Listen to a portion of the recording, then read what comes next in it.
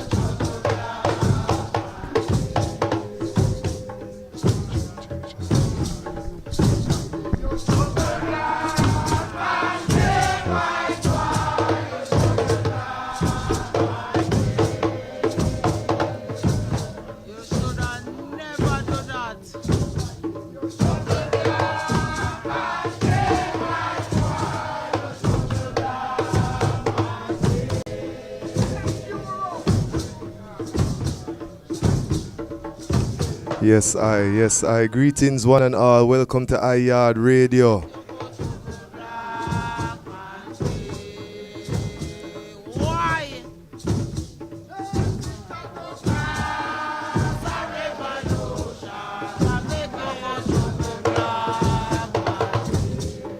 Welcome to Yaad Live, the musical culture of the Caribbean Diaspora. Again, the bingy chanting in the foreground, you know. Yeah, man, remember it's July, you know. I won't say July, you know, so Haile Selassie the first. Hail him I. So we don't want to hear them trouble none of the African kingdom, you know, yeah. Ibrahim, yes I, hold it. Again, I am Breadlocks, the article Dreadlocks. Again, we're here with a baby pain. Seeing who go on pain, hold the microphone there and make the ones them know saying at the building. Seeing, just push it all the way forward. Alright, hold on, give him the one there, give him the microphone there. Pain, use the one there, leave the one there. Use the one there. Yeah, seeing, as you see what they are, all a vibration. A baby pain in the building. Eyes is eye family. That is it, you know? Seeing, so what they are all a reasoning. Again, today's date, July 12th, 2025. And we're coming to you live from Last Street, Kingston, Jamaica. What number Last Street again, Pian? 33 Last Street. 33. Tel Aviv in a seat. Aye, yeah, man. So there, persons are invited to phone, text, WhatsApp. The numbers are 876-566-5556. And that are Digicel, you know what I mean? So the ones them can just call in straight. Of course, thank you for tuning into our simulcast. We are heard on the Best Link Radio out of the UK, and of course, Yaad Radio here from Yaad. See? So you can subscribe and click the notification bell. Of course, share the link. And finally, for those persons who can, remember the PayPal. PayPal me, because the work I forget done. So when we touch the streets, we want to be able to bless up other persons. See? So support the PayPal at paypal.me/iYaadRadio. And again, to advertise with us, you may call our sales agents. Again, 876-566-5556. And you know, says a one-man army thing, you know. So the same number is I number. Seeing, and for those who want sound system and all these things, same number. Seeing, so today we are broadcasting live. Our theme is groundings. Seeing, where we normally reason up with an ancient from the community. But not only that, we're blessed today to also have members of this great organization here, the EWF. Our member, our president, serving president, is our honoree today, our guest today, our featured ancient. Yeah, we want to big up Razzle Dazzle in the space. So this program is sponsored by Razzle Dazzle Zane, and of course all the sip is made possible by Razzle Dazzle. So the ones them check out Razzle Dazzle upon the western side, same way, at the Razzle Dazzle Roots Lounge and Restaurant. See? So yeah man, that's the energy for today. Our program includes interviews by Article Fire, of course, Queen Mother Dawn White from the Yashima Bet Holistic Foundation will join us. Special guest, you know, say Gregory Isaac, strong, you know, will celebrate his life.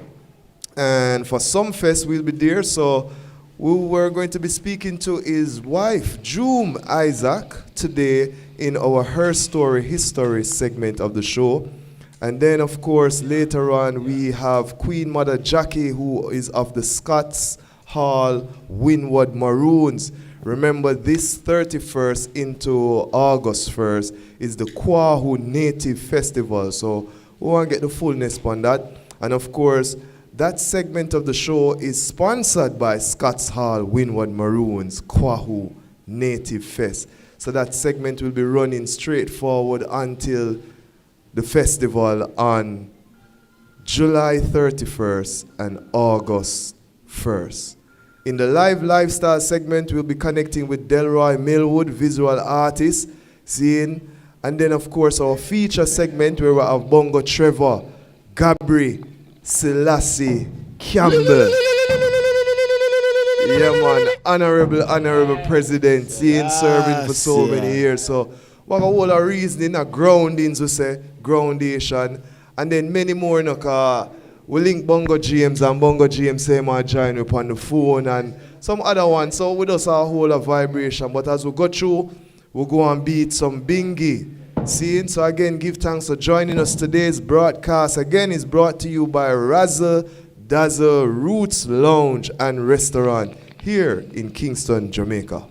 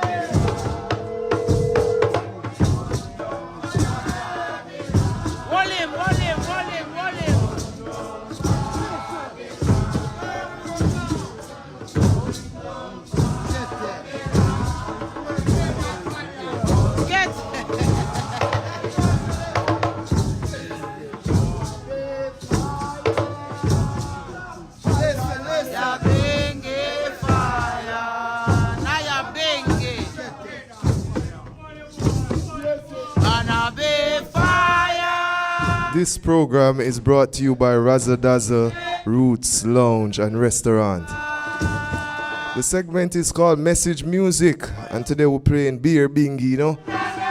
Remember, we're gearing up for the Naya Bingy this July, in celebrating His Majesty's Earth Strong, yeah? It is gonna be fire. This Sunday coming, the RMO, they're also having the RMO live.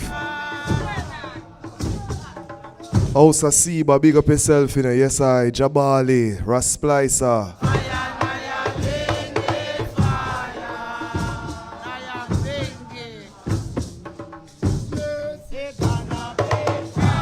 Yeah, man, want to heal up first, man, you know. Yes, I. Priest Fagan, big up yourself, you know, anyway they stand large, yeah? Honorable Priest Lamont.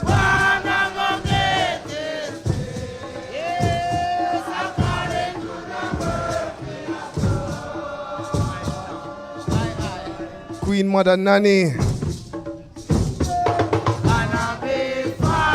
Queen Mother Mitzi.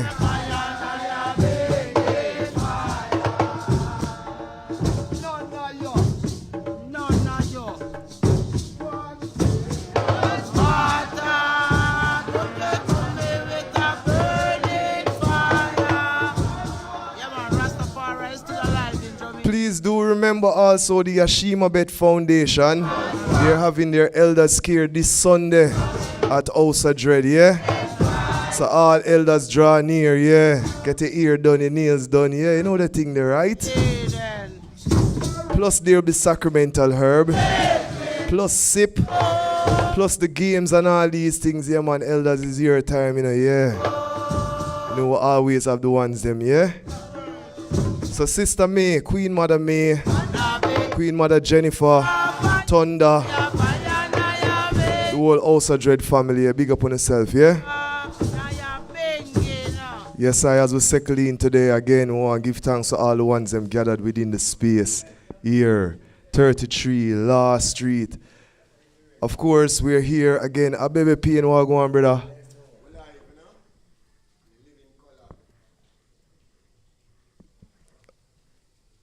Aye. Yes, I. Fullness. See, That is it, man. so the idea upon the ends are going heights up here? Yeah, man, we're there, we Yaad, man. 33 Last Street, a Bongo Ranch, you know? Yes, Yeah. I'm going to really give thanks, you know, because we're finding The headquarters of the EWF Chapter 37. Aye, Haile Selassie. aye, see it? We really want to give thanks because it's the I really introduce I to the space. Fullness. Seeing and saying as a space that has been serving the community for years. When we enter the space, we are met by a mural done by even your father, you know. Fullness. So we really have to heal up first, Sarge, you know. Original Yeah. Kadamawi heights, you know. Yeah, man, and give thanks to the work that he has done, you know. Truly. And for the ones them who maintain this space over the years, you know, Bongo Trevor is here. And what talk about Bongo Trevor Campbell. And what talk about Bongo Trevor Witter. Yeah. So it's a Trevor squared, you know. Times 2, you know, see it. So yeah, man. So we give thanks, so we come forward and greet the ones them. One also. Yeah. In the space, set up a microphone so him can talk at any time. Just draw it closer to him there, yeah? Yeah, man. Yeah, so anytime at all the I need for those sight of sound, I just adjust the part that don't disappear. Yeah, see? Yeah, man. No, pain, you see the thing there now?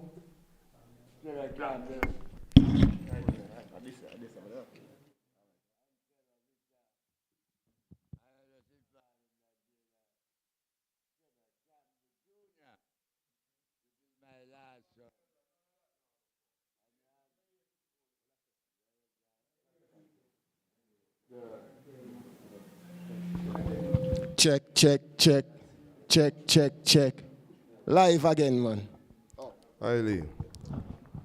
Yes, that's how it goes. That's how it goes. The bedroom. They make him go through. Make the bedroom go through. Yes, I are. Yeah.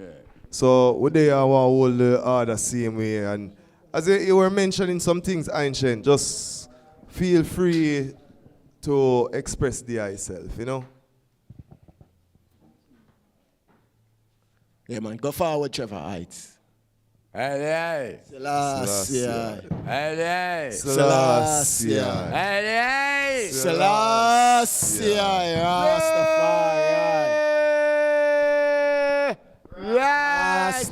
Rastafari.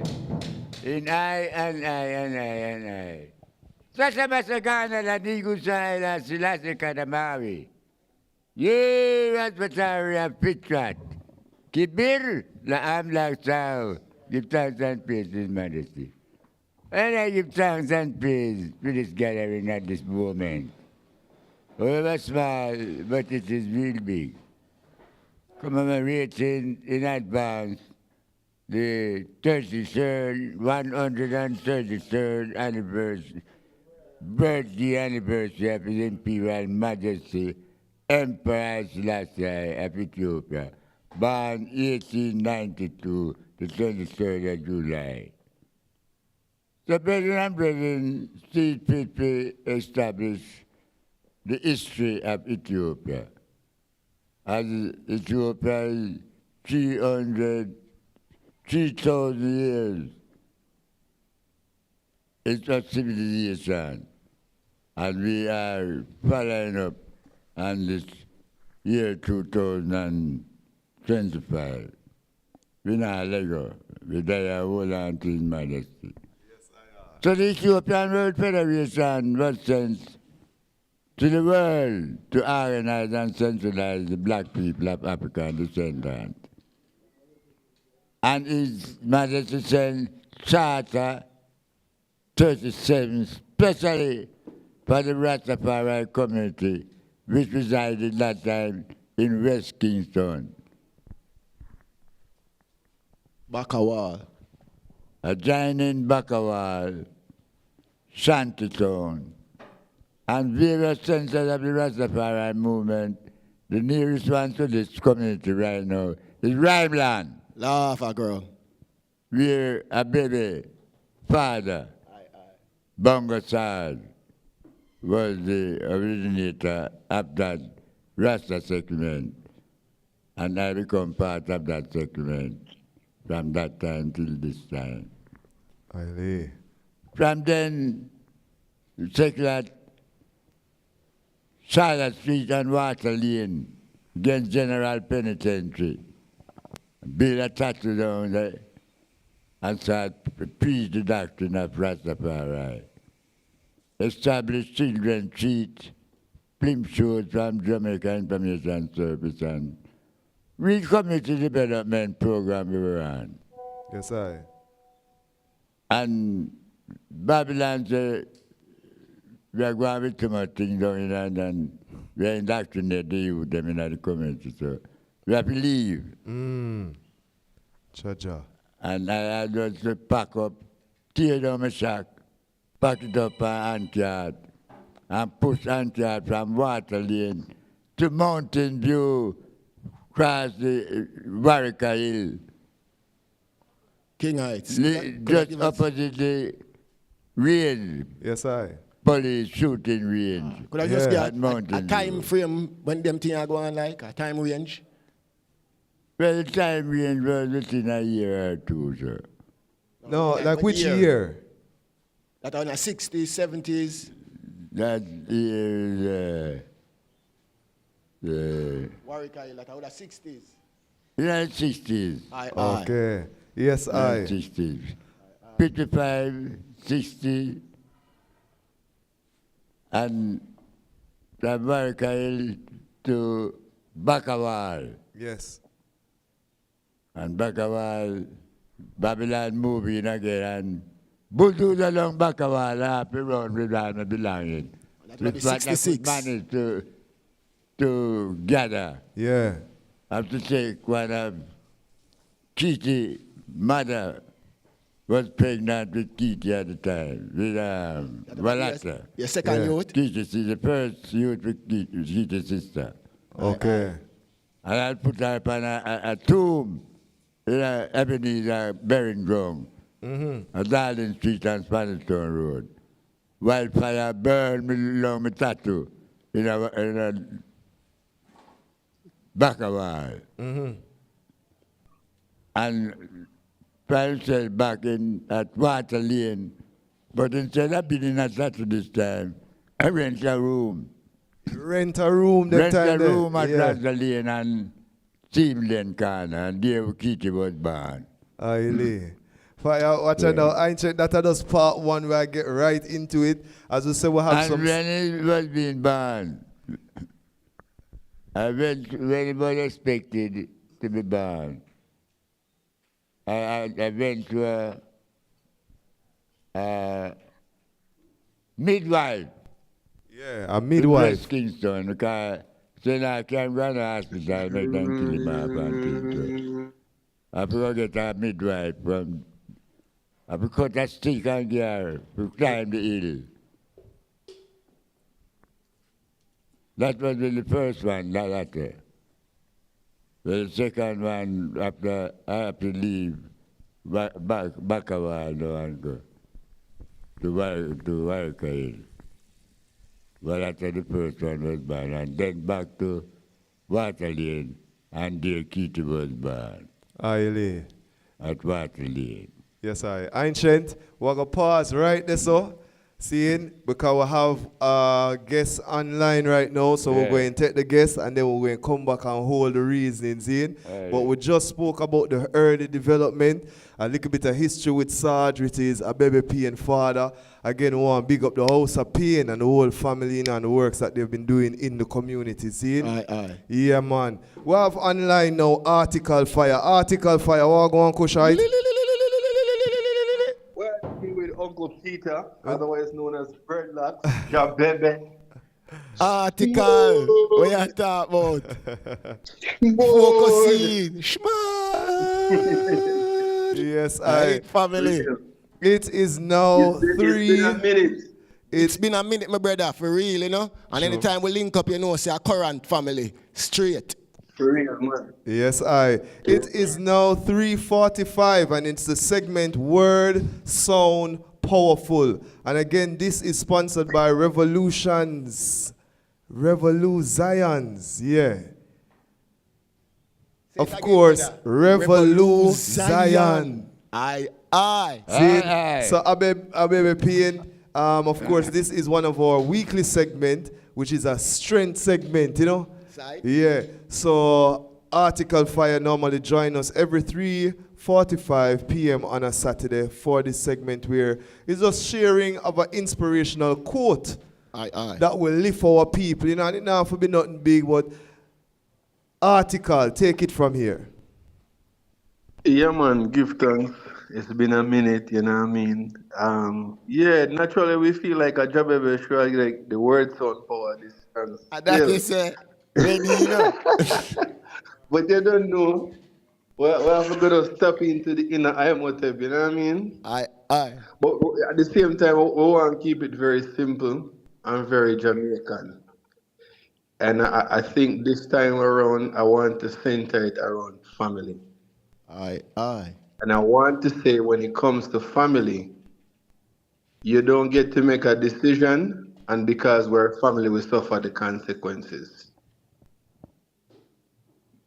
So I'm saying to ones and ones, when it comes to family, think twice. Think twice. Very simple, very easy to remember. You understand? Because we are nothing without family. We all may never see eye to eye. There are times when it seems like we just can't get along. But the sad reality is we put more effort in conforming to everyone else and their requirements. But when it comes to family, we just can't bother. And that is where we need to think twice, first and foremost, and all times. It's not a matter of throwing shade at anybody or trying to tell nobody business. Even my family are listening right now and I say, I can't hear that on the radio.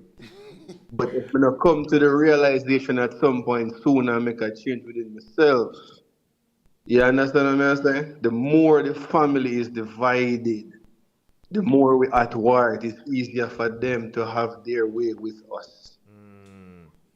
Article, Yeah, you know, so yeah, man. me go carry it away, you know. I am taking that and reflecting on the African family. Lava ground there, so. I know, so right now, within the African family, there's so much going on. But once Oh I my. have forgiveness, one of have understanding to be able to even move forward. What do you think about those things? The challenge is, you know, it's not knowing yourself. Because if you know yourself, you know who your family is. Aye. You understand? In Israel and Palestine conflict, everybody have it as a topic of conversation. But whatever good or bad is happening in Africa, we always appear clueless to it. See them, I ignore them family. And yeah, and we see a lot of young ones now as leaders rising up and doing things that need to get done. So it only shows for even pan a household to a government scale. We can't have more generation gap either. I'm going to just You understand? identify to, you know, article. So remember, say the family is the first institution. The Thank family you is the very first much. institution, you know. So even when you Thank you talk very about much. management of government, you mimic and you symbolically represent the management of a household. You see me I say? There you go. Because if you can manage a household, you manage people, and as you said, you don't get to pick the people in your family. So it takes a navigation, it takes a sense of management, it takes a sense of economy to manage a household. And with that skill, you extend it to a community. And with that skill, There you go. extend it to the nation. And with that, There you we go go. global, man. You see it? So the family are the first 1000%. institution. I love how you bring up that one. Give thanks. Article Yeah, your man. name, you know? Aight, man. Give thanks. Yeah, man. So it's been a minute since we've been at Yaad Live, but we really want to kick it off by strengthening the family. You know what I'm saying? Yeah. Just the youth And they them I work feel with the like family elders to them I too. and the Remember elders that. them. Naturally, man. And my first brothers them when we moved into Kingston. In the process of getting my inner city degree. Yeah. Yes, Yeah, I. Well, understand? you miss out a course, you know, and you have to go come sit at the foot of Bongo Trevor soon also, you see? Aye. Yeah, See them, man. see them. Aight with them. For real. So again, Yeah, man. from those at home and those abroad, we welcome you to come to the space here, 33 Law Street, get the information. Again, we'll sit at the feet of the ancients and learn. See? So give thanks again for reminding us about family and specifically how we deal with even our ancients, yeah? Yeah, man. Think twice. Yes, again, Revolu Zion. Tell me about that there, please. Tell me about that before you move there. Just remind the people them. I mean, you know, Revolution Zion, we come into focus. There is this a famous imagery. I don't know how many people know about it, where it's like a police officer was holding a gun at this lady's son's head. And she have her machete on her neck and she just not take him eye off of him. But Yes, I I. mean, Yes, it's I. the symbolism of how serious a mother really is. And I'm not saying a mother is more serious than a father, but again, family. That revolution starts with the woman. So you know, so I forgot put that on a t-shirt. Yeah, well, I do that. Naturally. Yeah, man. Naturally, man. Yeah, Naturally. man. I is short Yaad, big up yourself anyway, the family, seeing. Yes, I will connect articles, seeing. Come on, bless up. Chia baby, smooth. Schmud. Yes, this is Yaad Live, the musical culture of the Caribbean Diaspora. We just had our first segment, Words Sound Powerful, with Article Fire, sponsored by Revolu Zion. Seeing? So as we move forward into the 405, we are going to connect with Queen Mother Dawn White of the Yashima Bet Holistic Foundation. But we're there with the ancient. I baby pain, take it away, man. Ezekiel, we have to listen. We're here sitting at the feet of the elders. Again, humble yourself, people. Let us learn.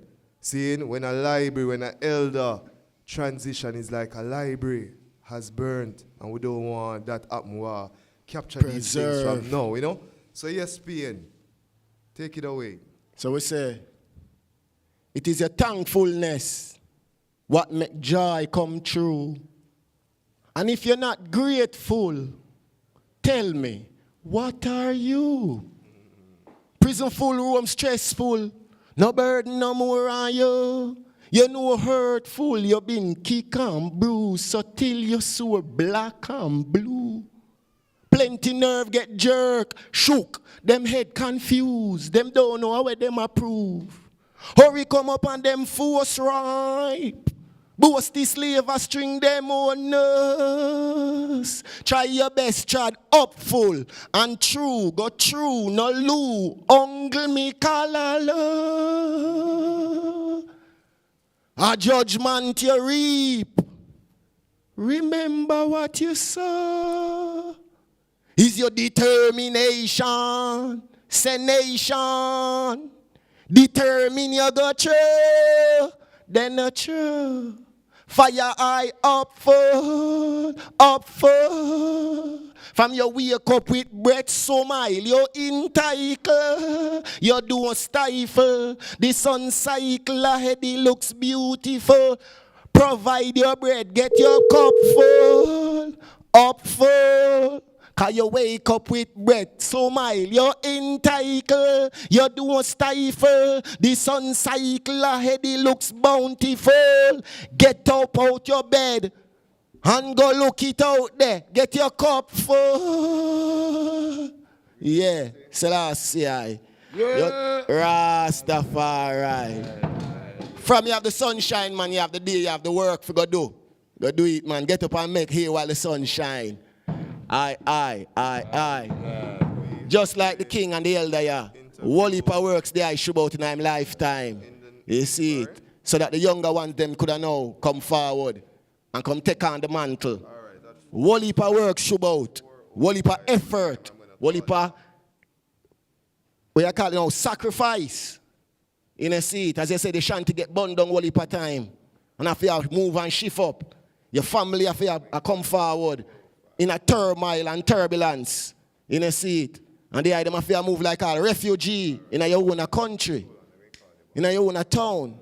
You see me, I say, amongst your own beloved people, who you are care for, who you are look out for, who you are set up institution for. You know, see it. You know, but a king is never honored in his own country still. But I and I there forgive the honor. You know, see it. And that breadlocks there, though, give thanks for such a program like this. Give thanks to the elder for gracing it. Yes, Bongo Trevor. Aye. We have online Queen Mother Dawn White from the Yashima Bet Holistic Foundation. Of course, this Sunday they're having their event honoring the elders with love and service at Osa Dread, 3 Deanery Road, Kingston, 16. Queen Mother Dawn, how are you? Greetings, Breadlocks. I am giving thanks for life. Yes, I. With coping strength and energy. Greetings to the Most High, Emperor Haile Selassie I and Empress Menin-9. Selassie. Rastafari. First, we want to say again, best of health and wishes and riches to your family. You know what I mean? Keep them strong, you know, and keep them, you know, aware, seeing, and strength to you for the works that you are doing along with the Yashima Bet Holistic Foundation. Mama May, anyway, they are large. Mama Mitzi, Mama Jennifer, so many names to call, but let's get into the event. What go on Sunday? What go on Sunday? For care days. You know, that is the main focus of our foundation, to especially take care of our elders. Yes. And we always say not only the elders, but a lot of persons who don't have enough ability. Yes. Special needs. Yes. So, you know, fulfill the creed. So you might not be an elder, but there are certain abilities you are not strong with. Yes. So we take care of, we try and do it as often as we physically can. Be cared for.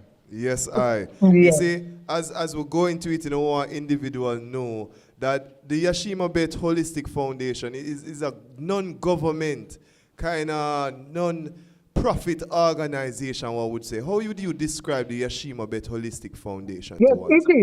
it is. It is non-profit organization. So we are more a service-oriented organization. Yes, I. You know, one thing we must also mention off the bat is when you come to a Yashima Bet Holistic Foundation event, there's no kind of vending.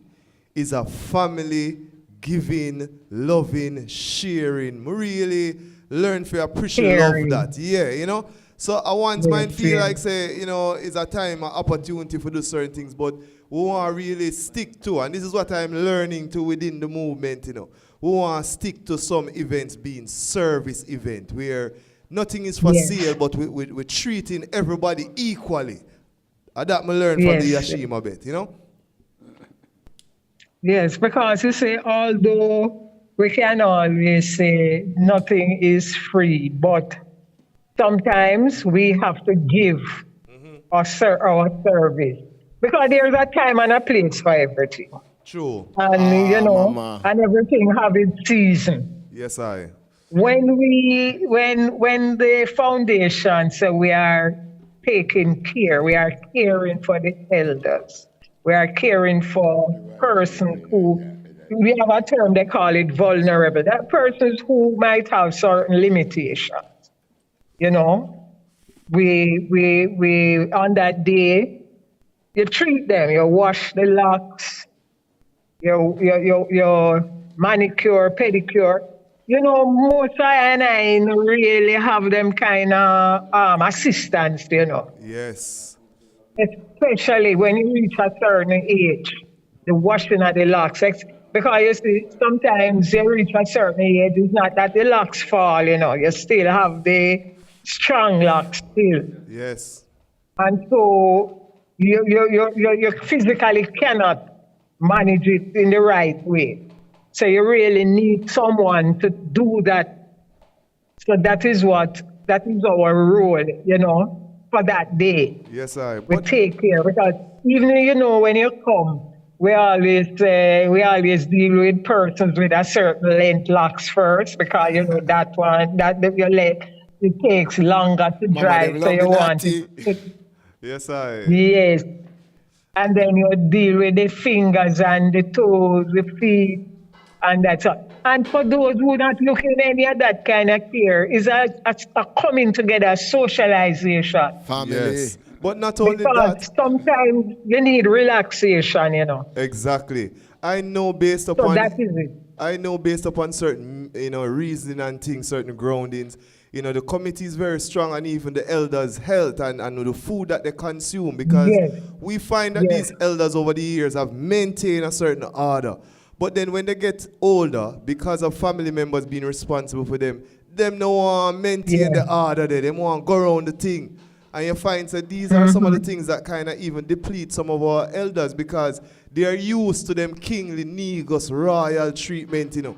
And then now when them get older, the people them start disrespect them. So Yashima Bet really put back that honor into those elders and let them know that they are royal empresses and royal negusses who we are honoring on this day, yes? Yes, and we try to also, you know, you have some that have certain needs that when outer road it's expensive for them. Yes. You know? So we try to give them a package that it can help the family. So you talk about the family.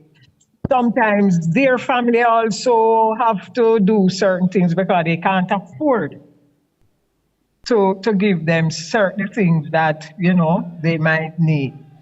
And, you know, some things we take for granted. Exactly. So in talking today, I know we can also give out that even, I mean, maybe it for ones and ones who might be hearing of it for the first time, but we are always open for assistance. Aye. Especially with non-perishable things like adult diapers,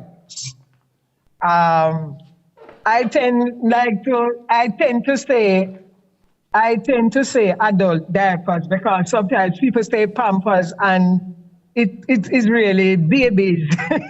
Yeah, And yeah. you have some elders they kind of have an issue with the terms. I say adult diapers, Definitely. toiletries, you know, Those sort of those non-perishables. kind of, yes.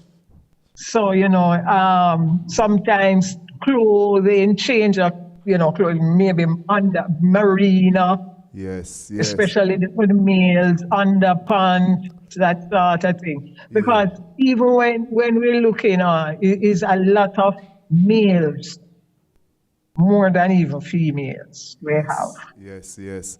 Yeah, man, so the ones them abroad listening, seeing when you're sending the barrel, just throwing an extra pair of the marina them, you know what I mean? The Jordans them, yeah, the Yeah. elders them love Jordans too, seeing, so just throw them in. That is it. And Yes. my sister Dan, how can they contact and you? for the females, they saying the same thing. But Yes. why I emphasize males, because we have a lot more males will come in. Yes, I. No, not only do we look about their welfare in terms of their care, in terms of hair washing and manicure, pedicure, that sort of stuff. The food is there, but we also have doctors come through that do blood pressure and that sort of testing. We have members who will come and test. They do the pressure test, the sugar test, and also when they are doing those who do the manicure and pedicure, they also examine, because they examine the feet to see that it is also in good healthy. Yes. For Because those with we diabetes have and to- stuff like that. So that, or sometimes they are not even aware that they are diabetic. But you will pick up things that you will recommend that they follow it up. Yes, Or I. if you can get to the family, you say to them, listen, this was we saw this, and we can make recommendations. But sometimes we have doctors passing through, Yes, medical doctors. We're broadcasting today from 33 Law Street. It's the EWF Okay. chapter 36. Okay. We also have Bongo Trevor in the space, Bongo Trevor Campbell, seeing. And Bongo Trevor Campbell, Okay. how old are you again? Fix up your microphone and make him talk there, please. Yeah. I was born the 12th of November, 1934. Yes. 12th of November, 2025. I'll be 91 years old. 91 years old, Bongo Trevor is here with us. I'm from the RCO, just a land can remember Bongo Silva. Is the brother Trevor from RCO? RCO, General Secretary. Yes. You What? remember? Give thanks, I. Yeah. Yes, Whole heap of work, Shabot, man. brother Trevor. Yeah. Love. So, Elder Trevor, you can come through on Sunday, man, at the Yashima bet and the ones them Yes, check in. And, I'm invited by Bongo Jerry Small. yes. Jerry Small And invited the thing me is, there. another thing, if sometimes we ask that, persons with transportation Yes. who knows of elders, that they can assist, because we go for some, but we can't go for everyone. Everyone, true, So ones true. and one to come in, and they know of, and they can let them chat with them, And let's set because, back, Yes, I. yes. Yes, I. So, For years, a whole heap of decades, I say, Brother Trevor, see, it's Yeah, and you're, we continually refurbishing program of the Selassie High School, which we started in 1995. And we have kept Okay, this up yes. for 3 years straight. And it was abandoned by the administration 2020. And we have to take it back again 2025, the 23rd of May, Labor Day, we embark upon a program and we venerate it and bring it up to minute. Because when we took over the project, the bathroom have to be flushed by buckets by the students from 12-year-old to 15-year-old. Have to be flushed in the bathroom. And it sank when we went there. And we watch out and put it, connect up plumbing equipment, and they start to, when them go return to school, they could use the pipe and flush the bathroom now instead. The place was clean out and repainted fresh. That the students, when they return to school, they said this is a home from home. But they went back and see what the Rastafari community. Yeah. When we went to Haile Selassie School? Yes. Yeah, this year they did that. This year along with Bongo James. With Bongo James. No, but I'm saying, Brother Bongo, Trevor, you like all say RCO started it many in the 90s. 95. When we fixed up the light, when we ran the light, and the school says many years light wasn't in that section of the school. Yes, the Ministry of Education turned their back Yes. on the welfare of the school, so it is a Rasta school account to them. Yeah, but it's not Rasta for them school, let them to take care of it. Sure. Just Rastafari name it up. And that'll go on, but we have to play a more active role. And we give thanks for the role of all the ancients over the years. Now, for Yeshiva this Sunday, what time will you start? That is tomorrow. Yes. Tomorrow. Don't just say this Sunday, tomorrow. Tomorrow, the 13th. Yes, I. What time will we start and what time are we slated to end? No, the thing is we usually start about 10 o'clock. So, and we go on sometimes till 5. Okay. Okay. And like I say, but we give thanks for ones who can come and assist physically. So we're also inviting ones call out. out to the young impulse them. Come through Osa Dread. Yes, I. Yes, I. Yes, give strength to the and I look in members because, you know, I am considered an elder now, you know, Bredla. Yes, yes. Sister May is an elder. Sister Mitzi is elder. Sister Jennifer is elder. So on the youths, they may know. And we have the brethren, Mabrak, elder.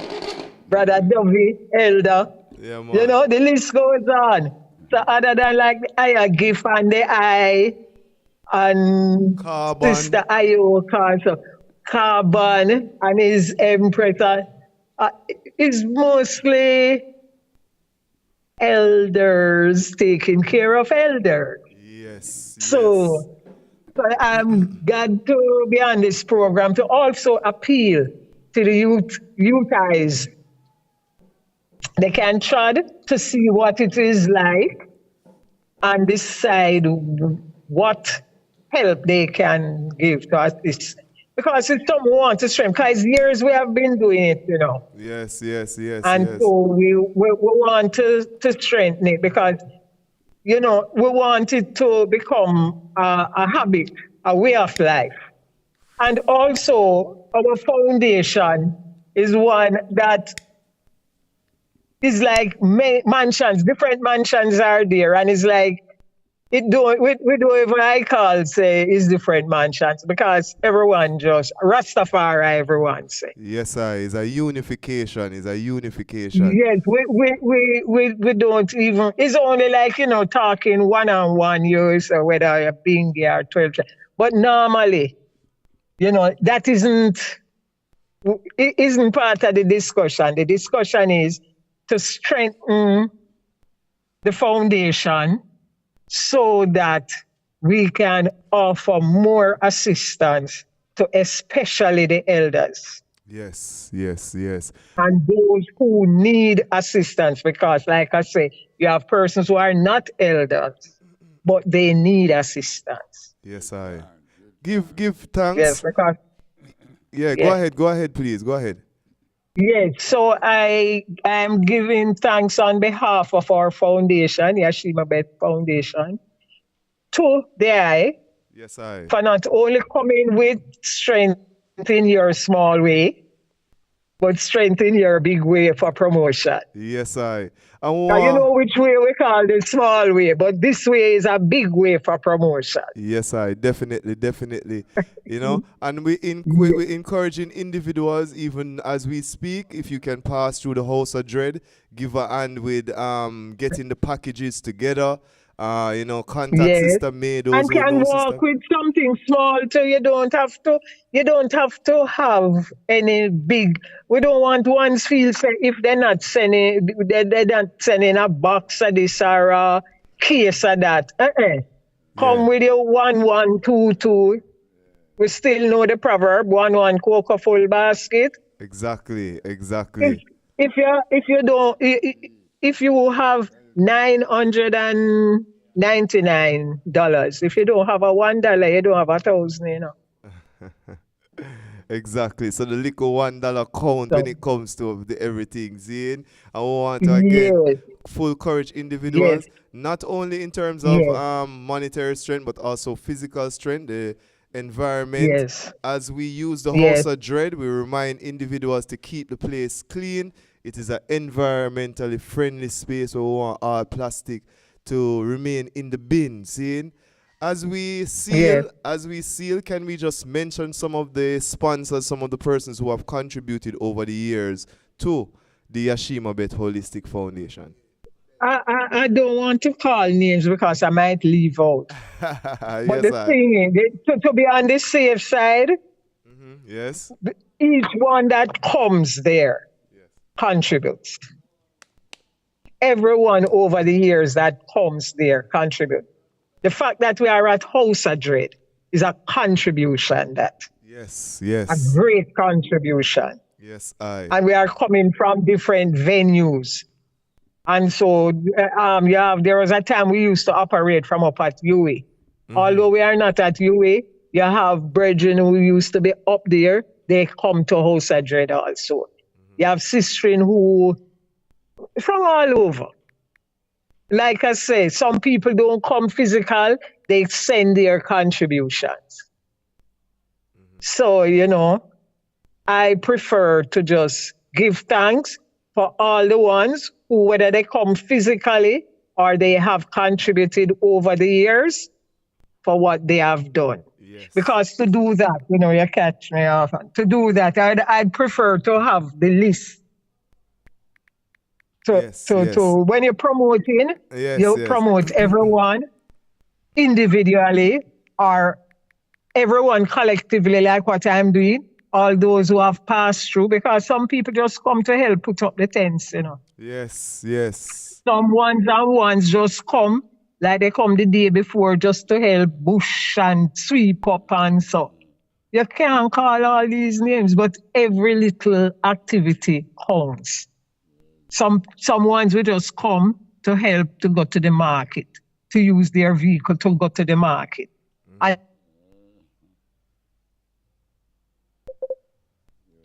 Yeah, hello? Yeah, we seem to have a little bit of cut off a little. Yeah, here.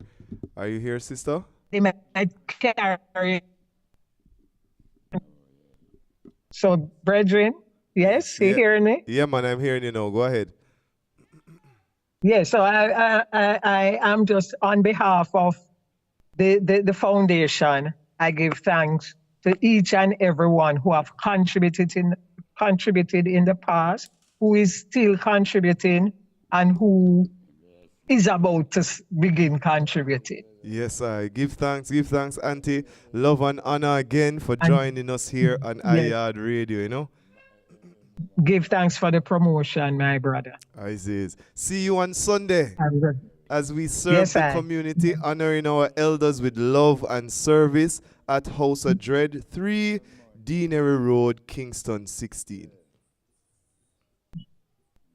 It's Kingston 3, you know. It's Kingston 3? All right, Kingston 3. Yes. Kingston 3. The other side of the road. The other side of the road is Kingston 6. I say go Over. just one. Yes, Oh yes, my. All right. So we give thanks. We give yes, thanks again, Auntie. Love yes. and honor to the whole family. Yeah.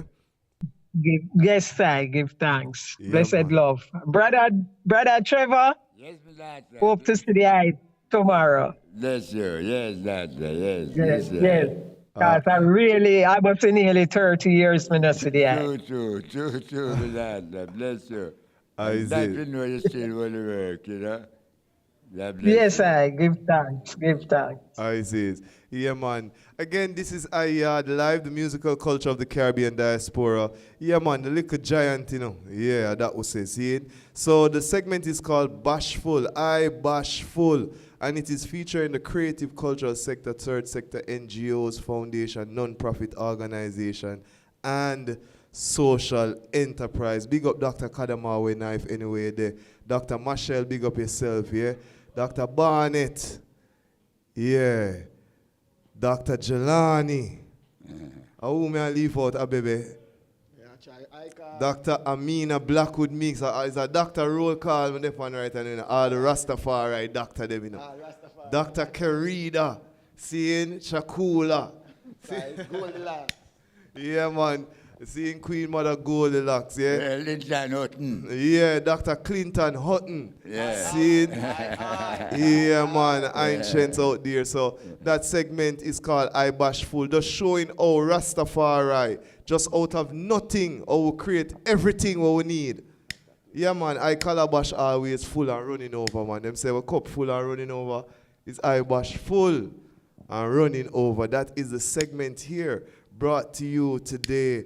Today's broadcast, again, is brought to you by Razzle Dazzle, Roots Lounge and Restaurant there in Western Kingston. And we're going to reason up with Razzle Dazzle because they're busy. I look after the sip and, you know what I mean, and do them thing, you know, you see it? So we give thanks for all the ones them. PN, all the program are going so far. What the vibe? Smooth. I love full, man. I listen last time I'm in Stayana, you know? Yes, where two or more are gathered. I listen last is amongst Stayana, you know, see it. And you Yes, don't know, it's Bongo Trevor, right there, so it's the Ethiopian World Federation, chapter 37. Is the groundation, you know, ground zero, right there, so. It's where the ones gather over the years, because as a little youth, I run up in another place here. I old man a paint all a banner upon the wall in this same location. Another ones I build up some craft on another side right there, so. I go and cut to pendant and all them way there. You see it? All whole heap of craft I go on. The brother, yeah, so I build two furniture.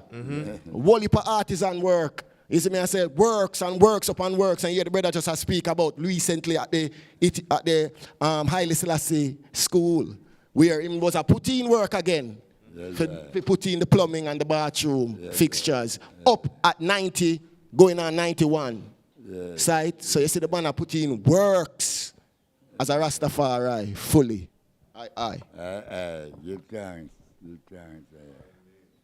Music way. Yes, I are. Yeah, man. We're there all the order again. We're here 33 Law Street in Kingston. Seeing and the ancient putting in the work as usual. Seeing? So at this time we are going into our segment, Her Story History. This segment is developed to deal with looking at our empresses, balancing out things with the Mennonites, them we call them, seeing? So this segment here, we are looking today at Jume Isaacs, seeing? And yeah, people, I said it right, it's Jume, Jume Isaacs. Now, she is the wife of Gregory Isaacs, seeing? And in looking at his life and his work that we're going to be celebrating at Sumfest this year, we have decided to feature her on a 2 or more series feature in our Her Story History segment, where we look at the humble beginnings, development, and contribution of an outstanding female to our development as a region. And again, we're looking at our empresses, giving them the strength, balancing out the thing, because we find that in the industry, a lot of great men are there. That's how it go, Pain. A whole heap of great men, sir, but these great men obviously had support. Side, Nzinga. Yeah, you know, Side, Mohu Musa. Yeah. You see me I say? Naya Bingi, Empress Naya Bingi. Aye. Seeing? Yeah. Nani of the Maroons. Nana. Seeing? I Mama Nana right now. Ari Mama Manerius. G, you know? You see it? Yes, Queen Kandaki. I see You see it. it? Yeah, I and man. I mother. True. You know, see it? Your mother probably. You know, see it? Mama. Yes, I. Yeah, So, only for love. we see so the empresses, them also play a very, very, very important role. Seeing in and all our go on. So, again, we want to acknowledge these ladies, and we feature them in the segment here that we have known as Her Story, His Story. Now, over the years, we have featured many, many famous individuals, seeing, and today we are honored again to have with us live Joom Isaacs. Seeing? Yes, I am. Again, welcome, Joom, to the program Yaad Live, the musical culture of the Caribbean Diaspora. Queen Mother, it is an honor to have you here on our platform.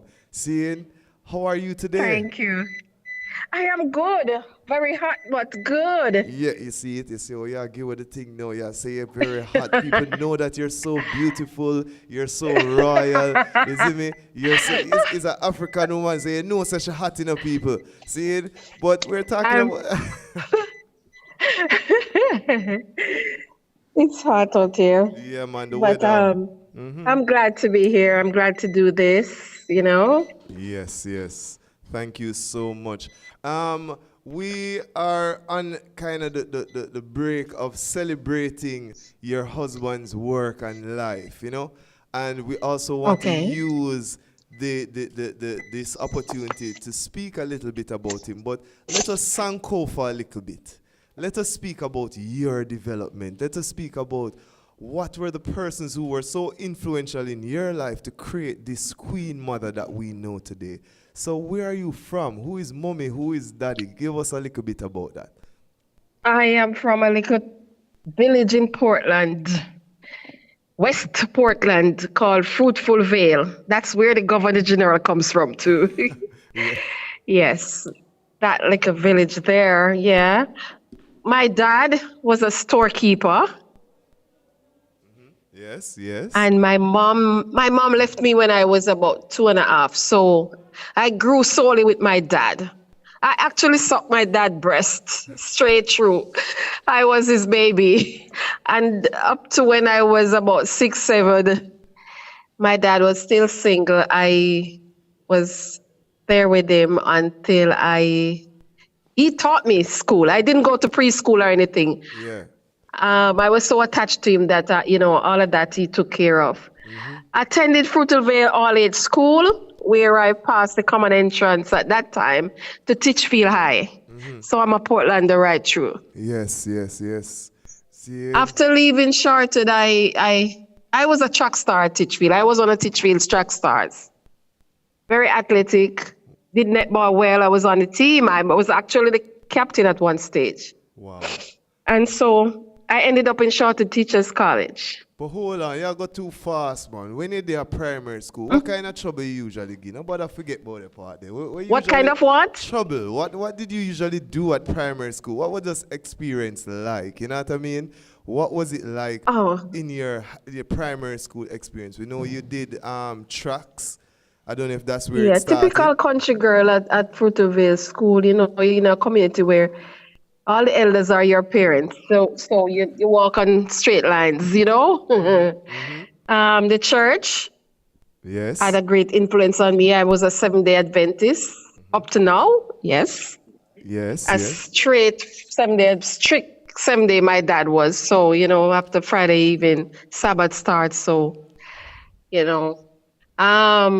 a well-rounded little girl because I had different lessons on the various days. I did sewing one evening. I played the piano.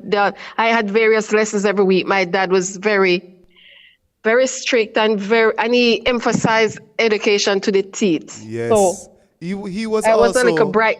he was also educated, right? Because you mentioned earlier that he was a Yes, shopkeeper. yes. He was in the RAF and he came home and started business here in Jamaica. And what is the And RAF? so the Royal Air Force. He was in the army in the I think the Second World War. Yes. So a very strict discipline, very disciplined, and education was at the top Yes, focus. yes, yes. Very good, very good. So So from early, I grew up very spoiled. I could not do any. I was not allowed in the kitchen. I was just books, books, books, book. And so I passed common entrance at early age and ended up in Titchfield. nice, nice, nice. Very good. So That from those days it was called scholarship. yes. So from early, your emphasis on literacy and reading, writing, and expressing yourself that way. That was one of the key things, eh? Yes, yes, yes, yes. Yes. To the teeth. To the teeth. I had to. I Yep. must. I have to come in the first three. At school. I must be in the first three. Top Or three. else you know what that is, you Yeah. know? So Again, just mention mommy's full name and daddy's full name, please. my mother's full name is Esket Cousins. I did not grow up with her because she left me when I was she and my dad split up when I was about 2. My dad, Yeah. Yes. Uval Wyndham, Nice, nice. who is my mom and dad, and up to this day I love him so much. He passed a couple of years ago. My mom just passed the other day. She migrated to England when I was 2.5, and so we still kept the link, but my dad was my closest Yes. person to me. Yes, I. Give thanks, give thanks. So you went into high school, and your favorite subject at the time was what? Entering high school or going through high school? What was your favorite subject? You know, English was my first, English and maths, because my dad placed a lot of Emphasis on those. Yes, yes. emphasis on mathematics, but I loved English. And up to this day, I think I'm very good in maths. Wow. So, yes, I love mathematics. What would When I you? went to high school now, I started to do biology, and I fell in love with human and social biology. Nice, nice. What would you say to the children right now, the youths listening to this interview with that fear for maths? What would be their what would be your like a secret to them to say, yo, this is what you do to really master mathematics? You know, yeah, I think it come from an early age. My dad loved maths, and he pressured me into all of those mathematics. I had to add up things when he fell. I had to check and all of that. Yes. There can be a fear in like it maths because I had friends who never once said number of all. But I grew up where I had to use my figures and numbers and help my dad. So I loved maths. Mathematics is very important in whatever we do. So whether we like it or not, I would think that we should put ourselves in place to do maths, because maths is one of the compulsory subjects Yes. that take you forward in a lot of stuff. So whether we like it or not, we have to love maths. We'll have to And love if it. push yourself to love maths Yes, I. to some stage or the other. Yes, I. Give thanks, give thanks. So you Yeah, left Titchfield and you went to university. Where did No, your I went to Chartered Teachers College. Didn't want to be a teacher really. In my younger years, I wanted to be a veterinarian, yes, yes. but because I liked animals, But then I ended up in Teachers College, Okay. and I think my athletic talent helped me my tutor at Titchfield, my trainer, and all of that to push me into athletics, and I ended up going to Chartered to do physical education and human and social biology, which I love. Wow, wow. At university during your stay there, what clubs and organizations were you involved, if you gave any service any at all?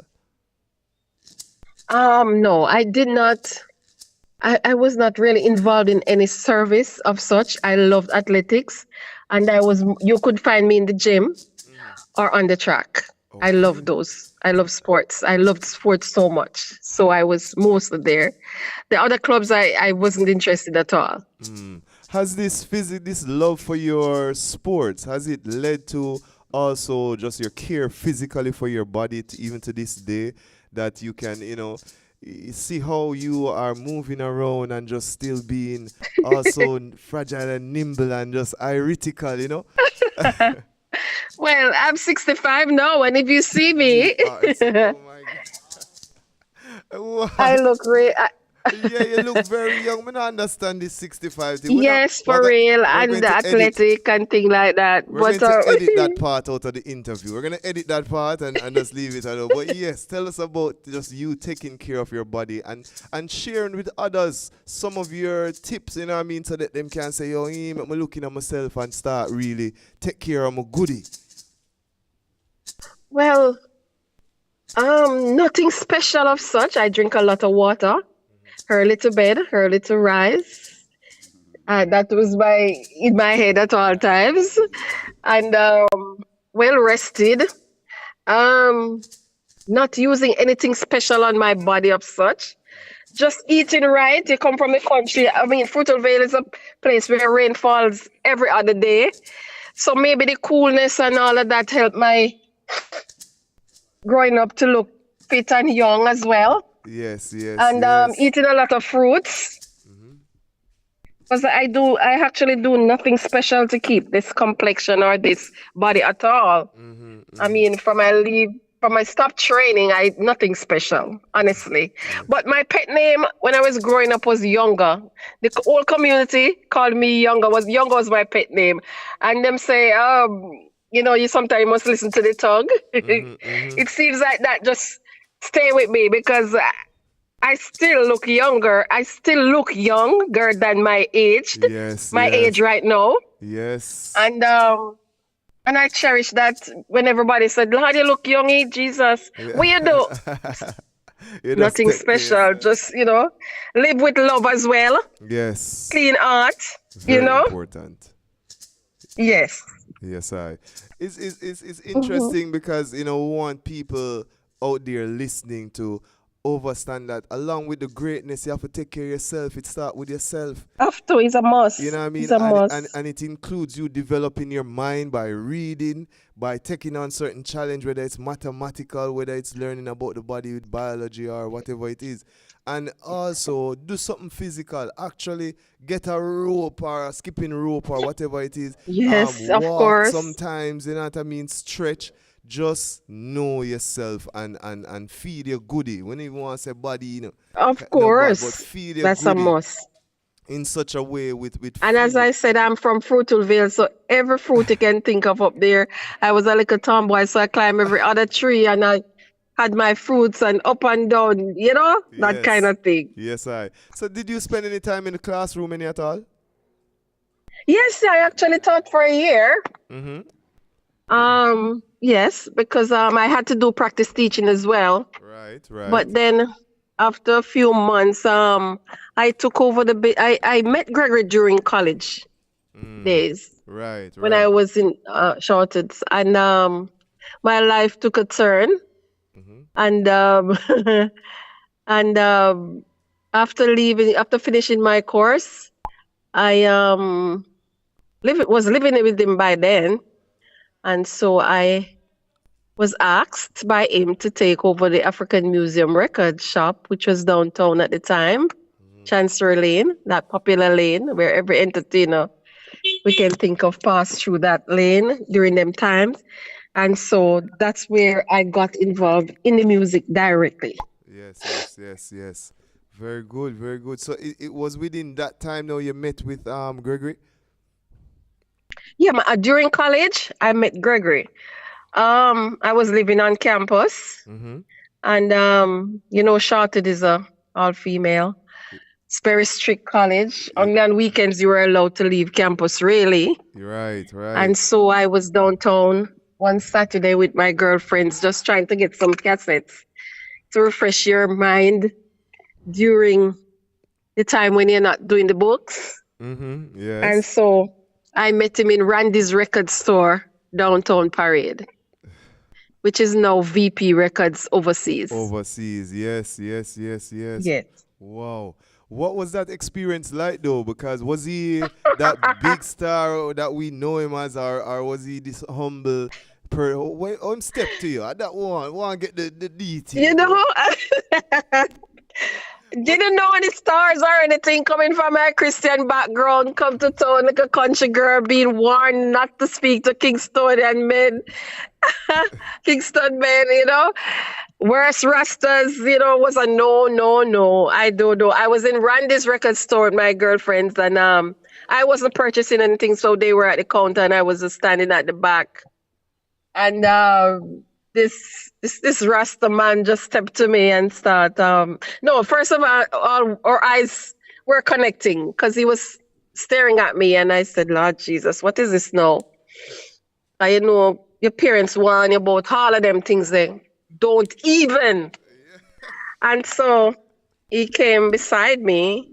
Very nervous I was, but then because other persons were there, I tried to listen to him. So he was just talking to me, and I was totally ignoring him. I don't know who he is, and I didn't even care. As far as I'm concerned, he's a man in Kingston. Don't ever, you know, even entertain him. Right. And he was there. He went on and on,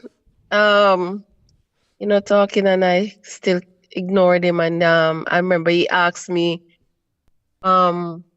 where I was from, and I said I'm a student at college from Portland, living on campus and things like that.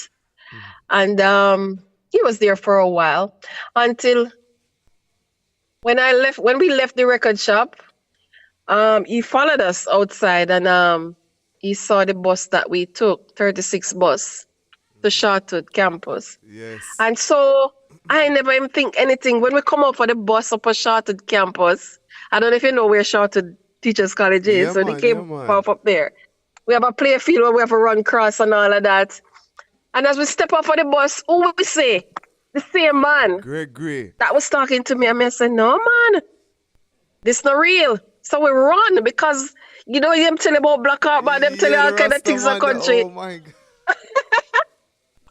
And so it was about 3 or 4 hours. We ran across the road, across the play field, and onto the campus. And we didn't know what to tell the others. I said, Jesus, this man follow we from town. And we're scared, you know, but we reach on campus now, so we have like a strength more, you know? Yeah. And we said, no. Then he drove around to the gate, and he came on the campus. Yeah, I said, no, and, man, this a man here. Not easy. Yeah. Man. You know? And how him get on campus as a Rasta man? What go on here? No, on a weekend, the gates are free, so until visiting time closes. So he drove through and he came on, and you know, every little campus have one like a big tree where you sit down under. We had a big tree at the front where others were sitting at the time. And we did that, tell them the story of this man follow we and blah blah blah. And everybody did a laugh and a look at him, you know, strangely, because we're not used to all of that. Right. Anyway, he was very persistent. He was there. And we said, all right, then, we're upon the safe grounds now. What we say, where am I deal with? And so he came back. He walked up to me and same one talked to me, and then we started to speak without anything behind it. Yeah. We spoke for about 5-10 minutes. Mm-hmm. And he said, them tiny cell phone and nothing like them is something we're not interested anyway. He said he'd come back and visit me, and we said, all right. And we had fun, a laugh after the man, you know, laughing like hell under the tree. I'm just a stranger. Anyway, he came back the next day. Yes. And the next day, and the next day. And the next day. He started coming now to visit me at campus. We still sit down idly and talk to him under the tree, and you know, nothing much. Yes, wow. And that went on for a little while until, you know, so we started sitting alone with him under the tree. Yeah, when you know say away you from love the him. friends. When you know say you love him, off. When you know say, Me oh, this a Rasta man, it Jesus. wasn't no love. No love at all. What do you mean no love at all? Nobody would have tell me what go on, man. No, Give for real. It give wasn't the no love at exclusive, all man. because, eh? Give the exclusive. It was What go on? no love at all because we never interested for real because you get the warnings, you're not gonna go beyond that as well. Plus a Rasta man, you're not allowed. That is not allowed at all. Yes. Wow. And so after visiting for a while now, we start I say all right, because him start talk well. He was not typical Rasta man, no red, green, or gold, or them kind of things there. He dressed well. Him like matching stuff, them and him beaver and him knits and So me start check him out, and then the Gregorians that didn't even ring a bell because them time that we weren't even into music like that to know that But he said he was a singer. It was more and that was that. international music. You were more into international music than the local. No, I wasn't in music at all. Oh. I wasn't in no music at all at that time. We just want come to town for go to college and do what we have to do and go back to country, Then time I have a school boyfriend and all them something from Portland and all them something. So you're really interested in a man thing at all. Anyway, he continued. And then one day he said to me, me I go want you. So I said, what you mean? Natural. I said, what you mean by that? He said, me know so you're going to be my woman, But it never mean nothing to me at all, because still my boyfriend used to come visit me on a weekend, and that's all that mattered at the time. Right. Anyway, after visiting me every day, because the boyfriend live in Portland and just come town like for the weekend, he said to me, tell your man not come back. So what you mean? When him come visit you, tell him not come back. You're my woman now. That is it. So we laugh. We go back in with them and we laugh. We have fun with it. And we never take it for nothing. Anyway, one Saturday now, the two of them were there basically. No, he came first. Gregory came first. And then the guy came after. Meanwhile, I was out there with Gregory and under the big tree. And him said to me, tell him not come back. Me nearly dropped down coming in no way, must said to me right now, Anyway, I don't know if it's fearing on me or what. I walked over to the guy, and it so happened that I said, don't come back. Epic. I won't take anything from you. Again. Epic. You can't believe what you said. Rasta take I know, over. I just said it up. I just said it and I walked back to my dorm. I didn't go back to any of them. So the one from Portland that came to visit me, him stand up there and look at me. I'm walking away from him. I did not go back to Gregory. I just went to my dorm and I didn't speak to anybody for the evening. Gregory still visit me after that. Yes. And my guy got a Portland now. Without a phone. We didn't have phones like that first time, so he would have to send me a letter or something like that. Anyway, Gregory comes still every day until something start going and little lightness start going and things like that, because the consistency of the whole thing. Anyway, end up that and start he spend more time with me up there now, meaning because he's in Kingston. But he was a good guy. His conversations were educational as well. He never drift me off of my path at no time. Yes. And you completed your studies. You actually completed your he studies. looked good. He dresses nice. He smelled good. He talked good. He not Rastaman vibes like what the typical thing or so I entertained him for a while until it so happened that we had a concert at school.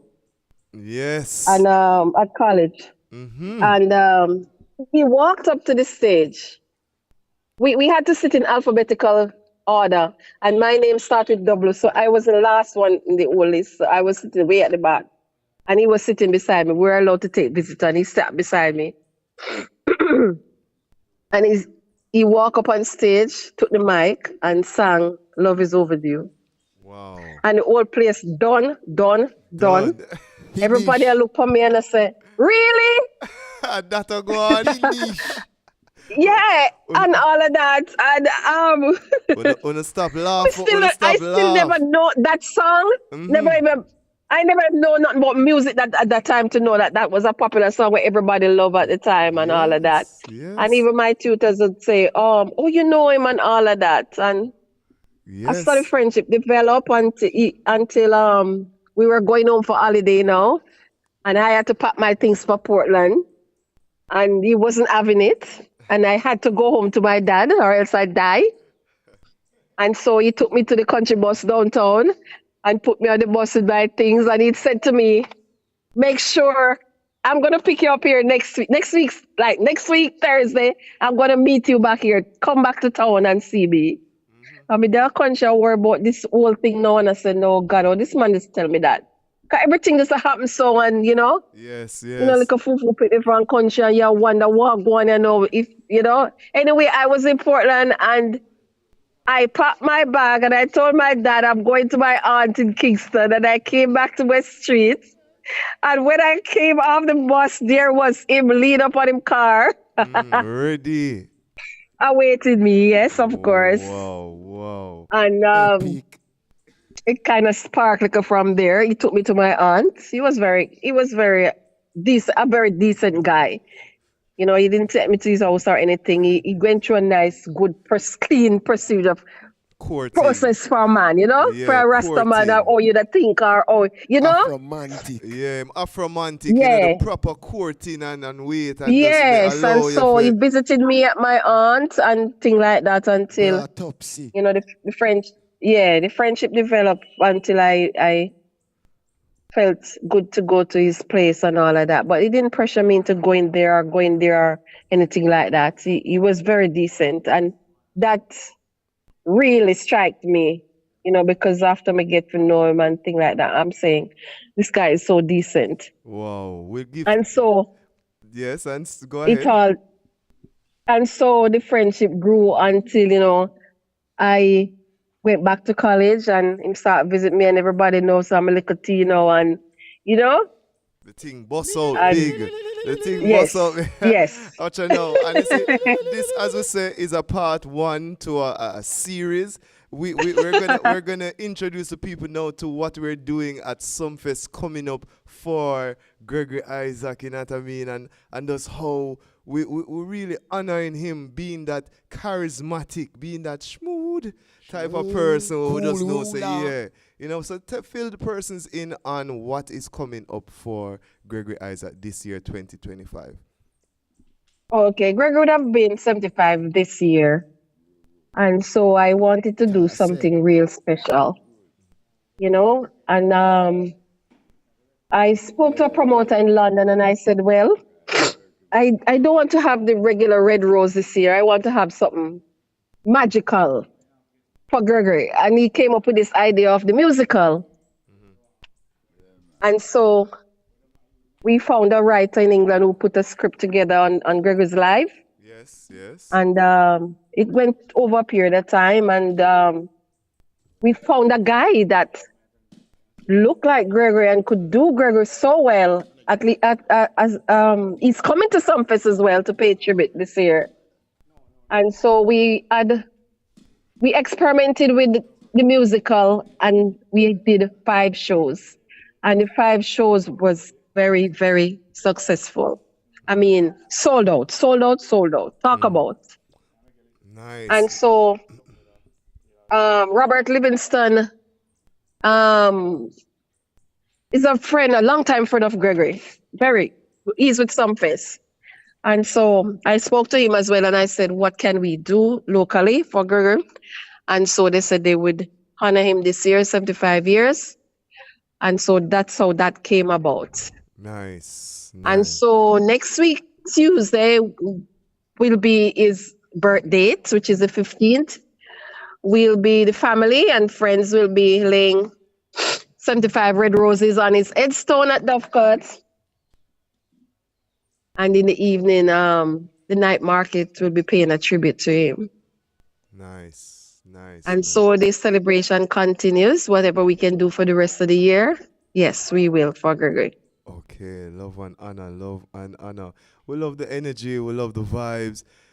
This is what we're talking about. You know, we have to honor the ones who paved the way, seeing, and we're doing that. Yeah, you know, a lot of persons are going around and them things say, yo, this is where it all started. But remember the history, You man. know, Remember who of did it. course, I Remember who have paved the traveled way. the world with Gregory, and I've seen the fans.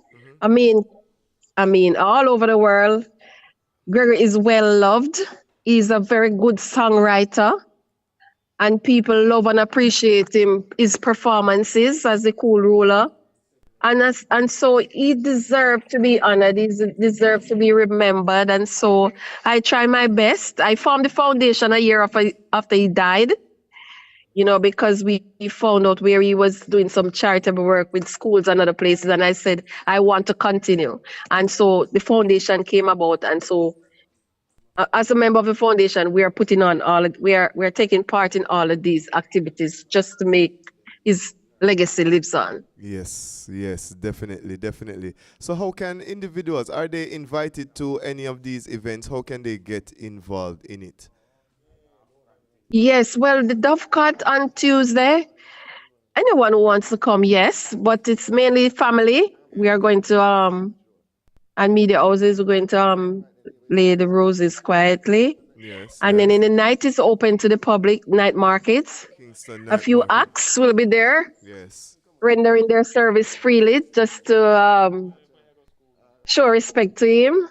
Stone Love as well will be there, free of cost. Right, right. So it's So a it's just nice like a vibe. celebration night on his birth night. And then on the 19th, the last night of Sumfest, they will be paying tribute. Sumfest will be paying tribute to him and Dennis Brown and Jimmy Riley Nice. at Some fest down there. there. Yeah, man. So we invite Yes, individuals to join us also at some fest. I'm looking forward to right. meeting you in person and, you know what I Of mean, just to course. celebrating with you. Thank you for the wonderful works that you have done and in supporting even Gregory Isaac. Next, strong, we're going to continue the reasoning and just bring forward a vibration, you know. Big up all of your family Yes. members, those at home Thank and you. those who are abroad. I tell them thank you for the Thank few you. minutes that we have with you because I know, you know, time is very precious. You know what I mean? Yeah, man. All right. We'll talk again. Yes. Thank you Give too. thanks. Give thanks. Give thanks. And keep supporting Gregory Isaacs. Yes, Queen Mother. Music. Yes, Queen Mother. We will. That is Queen Mother. Clean music lives on, and I mean, his music will go on and on. What's your favorite Gregory Generation. Isaac, though? What's your favorite Gregory All Isaac? of them, but the few he sing about me, I cherish those ones. Okay, you know, next strong we're gonna go deep into that though. But No problem. Yeah, man, love and honor, love and honor. All righty. Blessed love. I see it. Triple spin. Yes, I. Triple This spin. is Yaad Live, the musical culture of the Caribbean Diaspora. Again, it's sponsored by Razzle Dazzle Roots Lounge and Restaurant in Western Kingston. And we're reason up with him further on. But as I say, I'm busy right now. I get things, you know, together. So we give thanks for that attribution. Seeing? The Scotsall Maroons. They might have them thing, you know, what go on, you go, a baby pain, what go on for that? Forward, man. Yeah, forward? Name forward. Yes, sir. It's a nice vibe, man, you see me? And of course, Queen Mother Jackie, we're going to speak to her today in our next segment, yeah, as we're here at 33 Law Street in Kingston. Seeing? So again, Queen Mother Jackie is from the Scotsall Winwood Maroons. And they are having their celebration this July 31st into August 1st. It's called the Quaho Native Festival. Seeing? It will be held at Scotts Hall Primary School in St. Mary. And we have online Queen Mother Jackie just to tell us about the event in our segment, What's Live. Empress Jackie, what go on? Not much. Yeah, man. I am in Charlestown, Charles, working on some drums. Charlestown is there right now. I'm just left from Yeah. Charlestown. I want to go on here. Oh, yeah. Switching it up, we have some drums that Captain Padam is working on for us Yeah, man. to get them ready for our festival. Yes, I more and big up Captain Padam and of course Musafu Red Zine and who have Mama G, yeah, man, Mama G also in the space. he's Akim right Sanya, here. you know what I mean? Lois 10, Captain Rodney, Yes, Captain Barlow, see Mama Pat, see see, that's the whole family. yes, See, the when whole Charlestown family. yeah, man, we not left out Yeah. nobody. But we're focused Mm, now upon Scott's Hall, the you're right. Windward Maroons, and we say July 31st to August 1st. First. What going up in our space? What's live? Okay, so it's our annual Maroon Festival each year. But this year we're doing it. Normally we would do it on a one day, just the 1st of August. But this year we come to a decision that we're going to be doing it on the 31st, leading into the 1st. And so for the 31st of July, we will be having a fun day. We'll be treating the children, having a domino tournament, and going into the night with a bonfire. Persons might know what a bonfire is. This is a traditional, spiritual fire that is built more like an altar, and we light the fire. And this year we will be having Gamma G from Charlestown Charlestown. Maroon, who will be coming to help us, along with Empress Queen Mother Moses, who she's in Kingston, but she's coming over to help us as well. Yes, I. So that's for the 31st. We will be having other visitors as well. Sizzla Kalanji is our main sponsor, our crown prince. He was born in Scotts Hall, and so Sizzla is our crown prince within the Scotts Hall area. Then we will move into the 1st of August, where we will have there's a civic ceremony in the day where we invite persons to come of the different towns. More town, all the other towns will be in attendance, hopefully. And so we'll have the civic ceremony starting at 1. And after the civic ceremony, we will have the Kwau Native Festival, which will be a stage show featuring Sizzla Kalanji, among others, among other artists. So we'll have the stage show leading into the night. Normally, we would not have had anything other than the civic ceremony, but then we will be having the Kwau Native Festival Stage on the show. 1st of August. Yes, and this of course is sponsored by the Sizzla Kalanji Foundation. Sizzla Kalanji. So basically, that's what is going to be happening Yes. in our base. Yeah, man. And again, this year the improvement is because of the involvement of Sizzla Kalanji, you're saying, and the Sizzla Kalanji Foundation.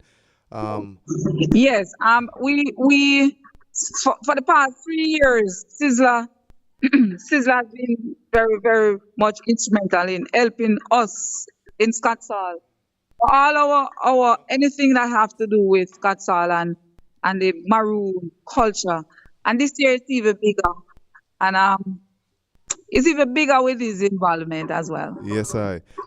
Is there an admission price to the event?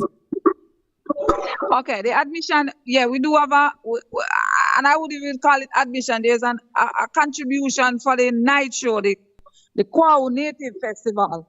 That's where we ask for a contribution towards that. Is that $1,000 on the flyer?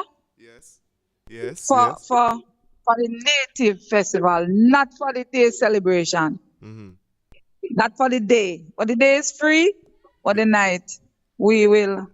Yeah, have an admission cost. But then yes, we want individuals to come out from in the day and also join us in the night. Yes. For those who are not aware, it is about a 30 minutes drive outside of Thank Manor you. Park. Let us give them from Manor Right. Park, yeah? Manor And Park. yeah, Live. Yeah. you take your time and you come through past Castle. Castleton Gardens. Right, Castleton Gardens, and you take the Yes. left. And once you take the Right. left, you just continue straight until you see the Yes. sign. It is called School Yes. Road. School Scott's Road. right. Seeing, and you Yeah. just come up the hill. But I guess in the We'll following weeks coming up, you'll have some information about shuttle service and that sort of stuff. right. Yes, we'll certainly do that. Because for at the school, the schoolyard we don't have enough space for parking. So Right, at the right. church, just a little up the road, Mm-hmm. we can always park persons there and shuckle them up to the school. Yes, Shuckle them back to the vehicle. Yeah, man, definitely, Yeah. definitely. Now, in terms of vendors and stuff like that, are we open for vendors or is it strictly from the Yes, community? no, not necessarily from the community. Oh, We are open for vendors as well. Persons who want to come and promote their stuff is fine as well. yeah. Mm-hmm. We just ask for a small contribution. I will let you know that the contribution. The We next haven't time. worked that one out as yet, but yeah, Yes, we just yes. ask for a small contribution, and it's not like a payment; it's more of a contribution. You contribute to us as Maroon community. Yes, I. We give thanks, man. We give thanks. Is there any mention of any sponsors that you like to big up from now, apart from Sister Kalanji Foundation? Are there any other supports that you do have? TP, yeah, we got some support from TPD so far. That's the only one I can really say we really get sponsorship from from now. We have Willie B Enterprise in our space, and we have Honey, um honey, I can't remember what no sugar. his name, but I would want to say JR because it's his organization. So yeah, we have him as well. So we are hoping that we will have some more the next time we talk on this station, Yes, so I. that we can let them know. All right. Definitely. We give thanks, Empress Jackie, that you're able to Yes. join us. Seeing, I don't know if you're near Padam, hear the drums, them, and from here the drums, you Yeah, know. that him and my mama G there light up, get up the fire going again because the fire still a burn, so she just pick some little twigs Yeah, and yeah. throw in it and I start is. to rise. So We we can have say a Panama word. and We can say Ivan. a word to Padam. We can say a word to Padam, Hold on. please. Hold on, let me. Padam. Hold on a minute. We have Padam and we have Ivan, our drummer from Scotsall, working Yes. on the drums. Yeah, man. So Want to talk to them as their dear one. You know what I mean? The people them know so yeah, ready, you know. Weapons of mass all right. constructions are ready. Tuning up the drums, the Relax. arms. You know what I mean? Yes, sir. Yes, man. The tools of mass construction. Yes, I go on with another. Everything good? Yeah, well, we're there for the ground. See, we are working on the tools, them, you know. Yeah, Get them ready man. for the day, you know. Yeah, man, you're live on Yaad Radio, broadcasting from 33 Law Street, the EWF Foundation, the 37th chapter. See, all the I know, everything balance coming out of the Charleston Maroons Festival and Conference. Yes, sir. Everything balanced so far coming out of the Maroon Conference and stuff, you know, we just have one gear up. Because they don't know we have a nice event over by Scotsall, so we are get everything ready. All drums are ready, both Charleston, both Scotsall drums. You don't know, we have come together as a family and get things ready and get things moving, you know. Well, So you don't know, it's from the 31st, yes. the 1st of August, you know, we have them have the bonfire session and games over there on the 31st of the night. And on the 1st, you know, at the Kwau celebration, it's a celebration. You know, it's a victory celebration for all Maroon community, and all Maroon communities will be there representing and presenting on the day. You know, and then on that same Sunday night, we do have a stage show too where, you know, Sizzla Kalonji, Josie Whale, Raspadam, and a whole host of artists are going to see me about down the place. So Hey, everybody, to come forward, you know? I That want, we want. The people to come forward and get the strength and energy. yes, Raspadam. I love how you did it, from your conference and festival. You spoke about unity and just coming together. Mama, G, coming together now, even with the fire space and thing. We love how the word sound is also being stated in action. You know what I mean? We give thanks to the eye moving forward on that strength, you know? Yes, I. Yes, I. This is why when we do the music, I will say everything we say I hit we do in here. That means that we're not gonna talk something we're not do. Because once we say unity, unity. Yes, you know, so I. anything when we speak it from the heart and that's something we do or something we live. Yes, Why I. we talk about it. You know, so if we don't live, if we not live it, we're not talking. Yes, I. Just big up the rest of Colonel them. I don't know the colleagues them within the space, please, from the other Maroon Yes, I. So settlement. you know you have Colonel Sterling from Moortown, we have to big them up. Colonel Latibodier from Scotsall. You don't know, I will still can't big up Colonel Latibodier right now and big up the Crown Prince of the Scotsall Maroon, which is Sizzla Kalanji, same way. And you don't know over St. Elizabeth we have Chief Curry, and in Flagstaff we have Chief Grizzle, and you don't know we have Chief Blood over there to see him. So we have big up all chiefs. You know, we're not left no stone unturned, and we make sure the platform is open for everyone. Yes. So, you know? Yes, I. Yes, I. Give thanks, family. Give thanks. We hear that there's also a chief drummer there, a master drummer there from Scotsall. I don't know if we can just. And I want the world to know so that chief drummer from Scotsall are my best friend, you know. So to the world, we take it. My best friend. Anyone who hear about Ivan from Scotsall, Yes. just know say Padam best friend. Take care of him to me. Yes, I. Ivan, walk on, family. Blessings. Yes, I give thanks for joining us here at Yaad Radio. We say getting prepared for the Scots Hall Windward Maroons Quao Native Fest. What the vibes on the ground? What the vibes on the ground? Why? We don't want nobody to miss it. Everybody will just come in and see the moves. Yes, definitely. Seeing again. As you are here, we just want to big up some of the members of the community. We can't big up everybody. We're not going to remember everybody. But just in terms of just the ones them participating, just big them up, please. Big up Colonel Latibody here. Dancer Tickle. Sizzla Kalonji. Big up every dancer and drummers and Abengo and Sena Scotsall.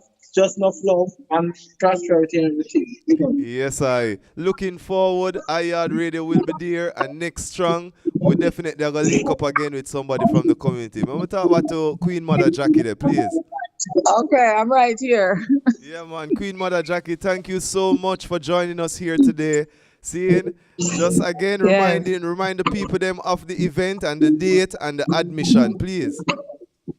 Okay, so we will be having the 31st of July, we're having the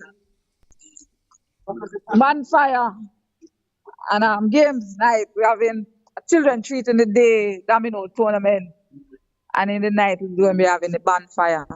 And then on the 1st of August, we'll be having the civic ceremony. It starts at 1, and we're going to be having the Quao Native Festival with Sizzla Kalanji, among others, starting in the night. Yes, I. Until you say when. Yes, I. And it's $1,000 for the Quao Native Fest. Yeah. Not for the day, but the night. Yeah, man. Love and honor, sister. We are going to connect again next strong. Okay. This segment of the program is brought to you by Scots Hall Windward Maroons Quahu Native Festival. So next week again, we will be joining the ones them for an interview, just keeping you aware. Again, it's called What's Live, brought to you by Scots Hall Windward Maroons Quahu Native Festival. Sister Love and Honor, we'll talk next strong, yeah? All right, thank you. Isis. Yeah, man, this is Yaad Radio, the community online radio. And they are all our vibes. Yeah. Ancient. Fix the microphone, then we could hear what go on with the ancient, you know? Yeah, man. So much going on around the space. We are moving into the segment now where we're sitting and reason with the elders. You know what I mean? We do have Delroy Millwood, who is a visual artist that we're going to speak to. And of course, Bongo James. We're going to also call him. But we also have Bongo Trevor in the space, seeing? And we want to reason with him, as we say, groundings. Bongo, everything, Irie, how the program so far? You are listening and sitting. I man give thanks to all that is taking place and all the connection that is being made. Yes, it puts us in the space of international recognition. As the European World Federation, Charter 37, Incorporated, Charter 37. Yes, sir. And as you mentioned, our headquarters at 33 Large Street, Kingston, CSO. Yes. So glad for this gathering here and this broadcasting by the Yaad radio and administration. And we hope it will continue as time goes by. Yeah, man. Definitely will. We want to big up Anne-Marie. Marie Ellis. She has her vlog. It's called Marie Ellis Unique Vlog. She's from Portland. She's from the Charlestown Maroons community. Seeing, we want to big up all the ones them seeing. Yeah, man. We want to big up all the ones them seeing. Davia, big up yourself. Yeah. Just all the ones from the team, the media team, the Charlestown Maroons radio. Seeing, really want to acknowledge them. And again, support Marie Ellis Unique Vlog. Yeah, check her out. It's all about the culture, the Maroon culture and heritage. Even today, I'm wearing my Charlestown Maroons t-shirt. It's a massacre. Yeah, just one family. Seeing, Mama G, stand firm anywhere where you're there, you know. Yeah, man, shook. Burn. Shook. Ready. Seeing, I had the privilege of spending the full moon around the fire space, you know, and just cut and clear and just come forward out of Portland, you know. So we give thanks we'll be able for even there in the space, you know, because it really shows, I say, yo, the works what I do is really what's supposed to be happening now, you know what I mean? So we give thanks to the ones them out there even tuned into Yaad Radio, the community online radio. ABBP, you know, yesterday.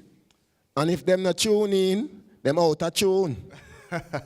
Definitely. Razzle Dazzle, him are the sponsor today. Him bringing in some beetroot juice. Iron. Seeing, firstly, the beetroot juice is not sweetened with any sugar sugar or nothing like that. Seeing, we decide to, we're not going to wear that, but it's really heretical. Seeing, so we want to give thanks for the ones coming through and holding the vibration. Him said the sip ready, and you know what I mean? Yeah. Give Razzle the talker phone, then we could just hear from him quickly before we move on. Razzle, beg you a second there, man. Yeah, man, blessed love, man, blessed. From the the thing I simmer right now, you know, the sip. I taste the beetroot there. Yeah, oh, it's set. Yeah, man. It's nice, man. You know, man, the center was a touch road. A different thing from me art me I come from, you know. Yes, I. Yeah, man, I do this thing from me ancient days. Yes, I. See? You know, see that you have to taste the sip and taste a difference. Where are you located? Where are you located? Darling Street, man, and Spanish Town Road corner, man. Darling Street and Spanish Town. And that is probably one of the few idle spaces within that space where I provide food for the ones them. Yeah, but you see, them still depend on them Kentucky and them burger, you know.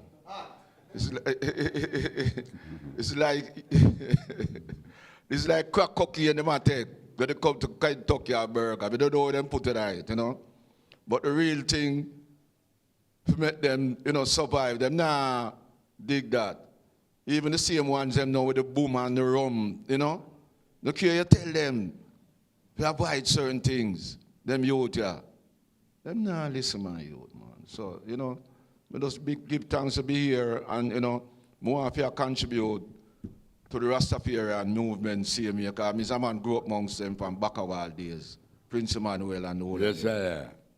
You know, say, eat out of them man their hand, you know. So, I'm still a hold the energy. Right? But that's why you see me have Darling Street, that's you know. This is the first place Bob come, you know, when them come from country, you know. And come off of the chuck, you know. That's why you see me have this as a heritage side. When me try maintain. And this supposed to Rabbi come. Ebenezer. Yeah, Ebenezer. Yes, you know sir. the big guango tree there, sir. in the cemetery there. Yes, I. And for Yeah, those they are who those who don't know, you know, it's right where the Maypen bus them there, right there, So so. the Spanish Town bus. And the Spanish Town bus them right at the corner there, so you see me? Where you have the mural for all the ones them through the Tivoli Garden excursion thing there we're going, you know? And So, so me give thanks about, I feel a joy when shut up about Gregory a while ago. You know, because no Gregory me call him a toothache, you know. Me and one of the man them.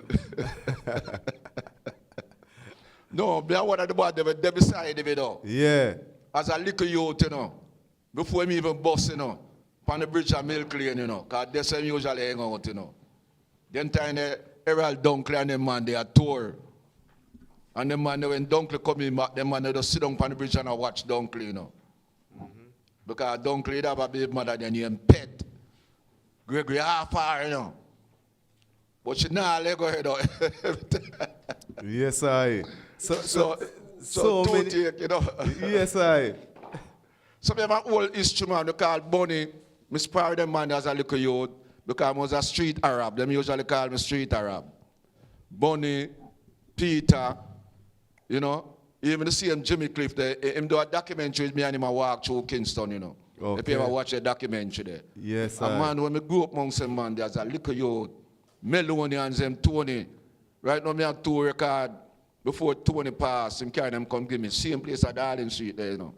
Because he was a tailor, you know, on Spanish Town Road. Yes. And as a man, my mother usually leave with Tony, you know.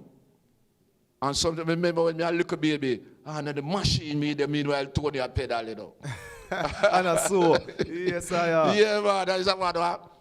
Every time him come visit me, you know, it's like him just a look at me and give me a smile. I say, boy, this little baby I grow big, man. Exactly.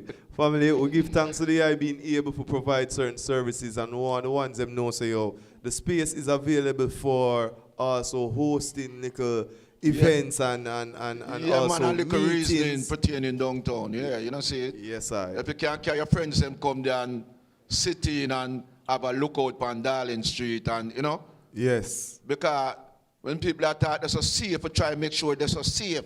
Yes. Your vehicle and you untouchable. Till any hours of night. Seeing? So you don't have to worry. You know, pertaining to the environment there. You know, see it? Yes, I. So yes, blessed I. love again. You say anything with me, I love the Rastafari movements. But me not like some of them are also Rasta. Yeah. Me do anything for Rasta. Me give up my heart. Yes, I. You know, say it? But no hustling of Rastafari around yeah, here. man. And the hustling, me around from some man hustle it. Yeah. That's why me not even go among some of them, you know? Yes, I. Yeah, man. So Give blessed thanks. love and give thanks to be here, you know? Yes, I. And the yeah, journey man. keep going on, you know? Razzle dazzle. Share your number before you move. Please share your number. My number 8400-685. Yeah, 8400 685. 685. Give thanks, you know, Razzle. see it? Big love Sizzla Colonji to him. I do big, you know? I'm a virgin, you know? Yes, I. Yeah, but I'm Mitzi and the whole of them know. Yeah, man. Love can't leave them out, you know, the woman there. Can't leave them out at all. Also dread people there, you know, because some of them name me don't remember, but them know Razzle, man, you know, see it? Yes, We I. still about the fire, yeah, man. Blessed Lord. Bongo Trevor. Aye. Highly high. Are you there for sit upon the feet of the eye and just know say we're learning of fire? And we really want to say again, give thanks for the opportunity. You know, earlier give us a brief history of just how the eye tried in the early days, you know, especially with Sarge and thing and the various things that we develop. When I entered the space, the first day I got here, you know, introduced to you by Abebe Payne, what I note is really a levity that is really reflective of that true Rastafari. Knowledge upon the wall. Kindness amongst the ones them. We hear some ones out on the front this and the ones them are different set of individual, but them still show love and honor and respect to the eye. Yes, This sir. is the works of the eye and the eye Yes, sir. in the community here. And I want to say give thanks to that. And invite also others to come and sit at the eye feet too and learn. You know, see it? Yes, I. So earlier tell us about the development, you know. We spoke about Bakawal to Abebe P, you know, all the reason they go. Yeah, last forward, The first forward there you reason up. They are show about when you Chad go Warwick Hill. Yeah. And they say the left eye forward, because you show you the journey. Yeah. And you know, say, we not even reach forward to when the eye meet His Majesty yet. So we are listening to in the eye, Chad. Fullness. Yes, from Warwick Hill Heights. So me could start really from where you're born, your mother, your father, and them thing there, and come forward, seeing we and just reason up, man. Seeing because we have to acknowledge also your mother and your father who spend time to create this energy now that is serving the community to this day, you know, see it, and the I family. So, yes, I. Yes, I give thanks again, you know. I'm on Woodburn at what you call Lining, North Street, where most of the Kingston and them bar register. I was living at 5 years old. At 5 years old, I found myself standing at 26 Last Street, or going to Gold Street, from the south side of Last Street. Then my mother and my brother and mother used to buy American and carry down wharf, number 1 pier, say to the wharf man, the man. She used to supply them with them American and fried dumpling and things. So when she gone, when she was coming now, stand up at the gate, I wait to look for she come. When we realized it, that time I was 5 years old that time, I can't remember. 95 years from now, 85 years from now. 85 years ago, I was living at 26 Last Street, I can't remember that. And tried from Last Street, that's all over the city. Jonestown, Askew Street, and Jonestown, Minsfield Street. Dr. James Street, downtown, Calabar, and Sutton Street, number 5 James Street, couple gates above Calabar Elementary School. Liver Gold Street, Hurricane Charlie cut me 34 Gold Street, big hurricane 1951. And tried all over the city. They decided the Calabar Elementary School, about Sun Street and James Street. And they went to school from A class up to 6th class, 2 years. To my parents, my mother never had no money to send me to high school. I had to leave after the 2 years in a 6th standard. I went and learned woodwork, cabinet making, down Ayulban Street, woodwork shop, then selling the woodwork. You understand? Kalindo? Yeah. Charlindo, woodwork shop. Yeah, them used to contract the parts of cigar bags. We used to get all the parts that to make the cigar bags them out of Machado. Machado was at South Camp Road and East Queen Street. So the woodwork shop was at Urban Street and they would start learning cabinet making, woodwork generally. Well, leave till me start go amongst the brethren where I would work and we used to go up and down West Street and Pigeon Street and you have a brother, a Rasta man named Brother Skipper of a Rasta camp to Adongo. Sorry.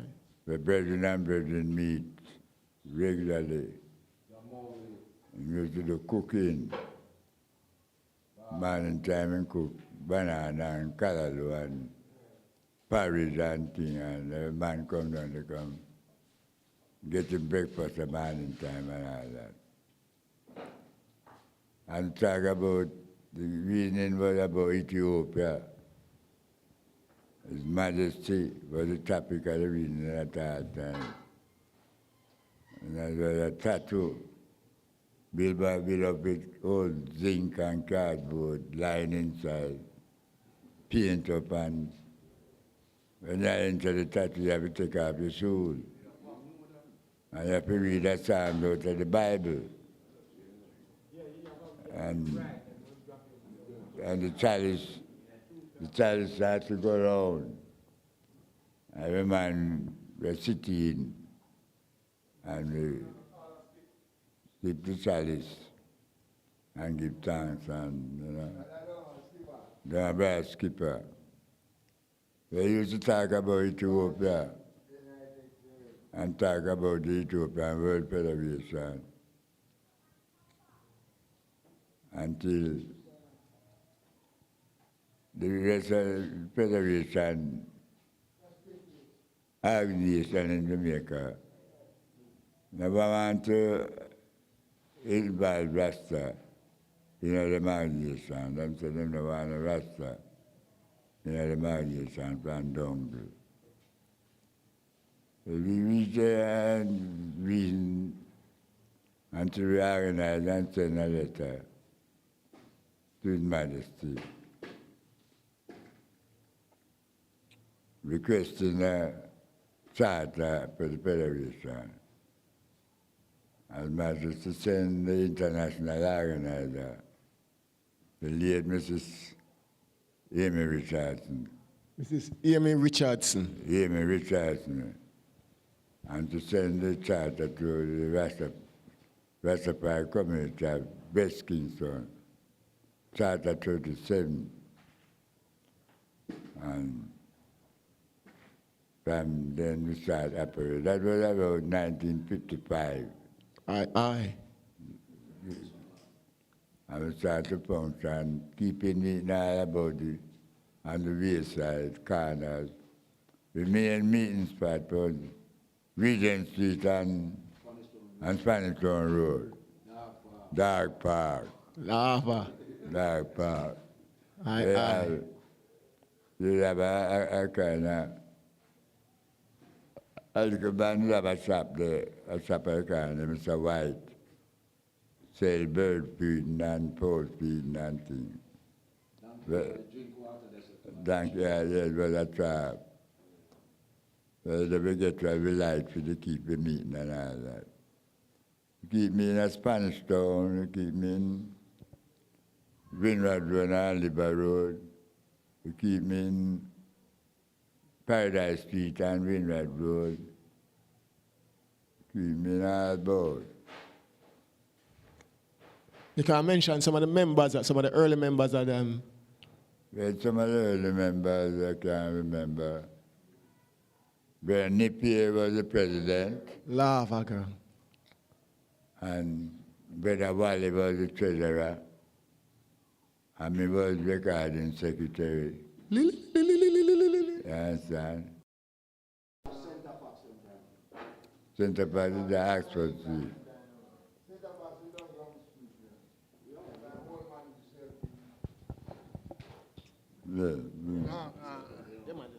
Whenever you want, drop it. Center Parks grow me, you know, and the man will take care of me. You know, the man, I don't want Charlie me today. Yeah. So they go on the street there, you know.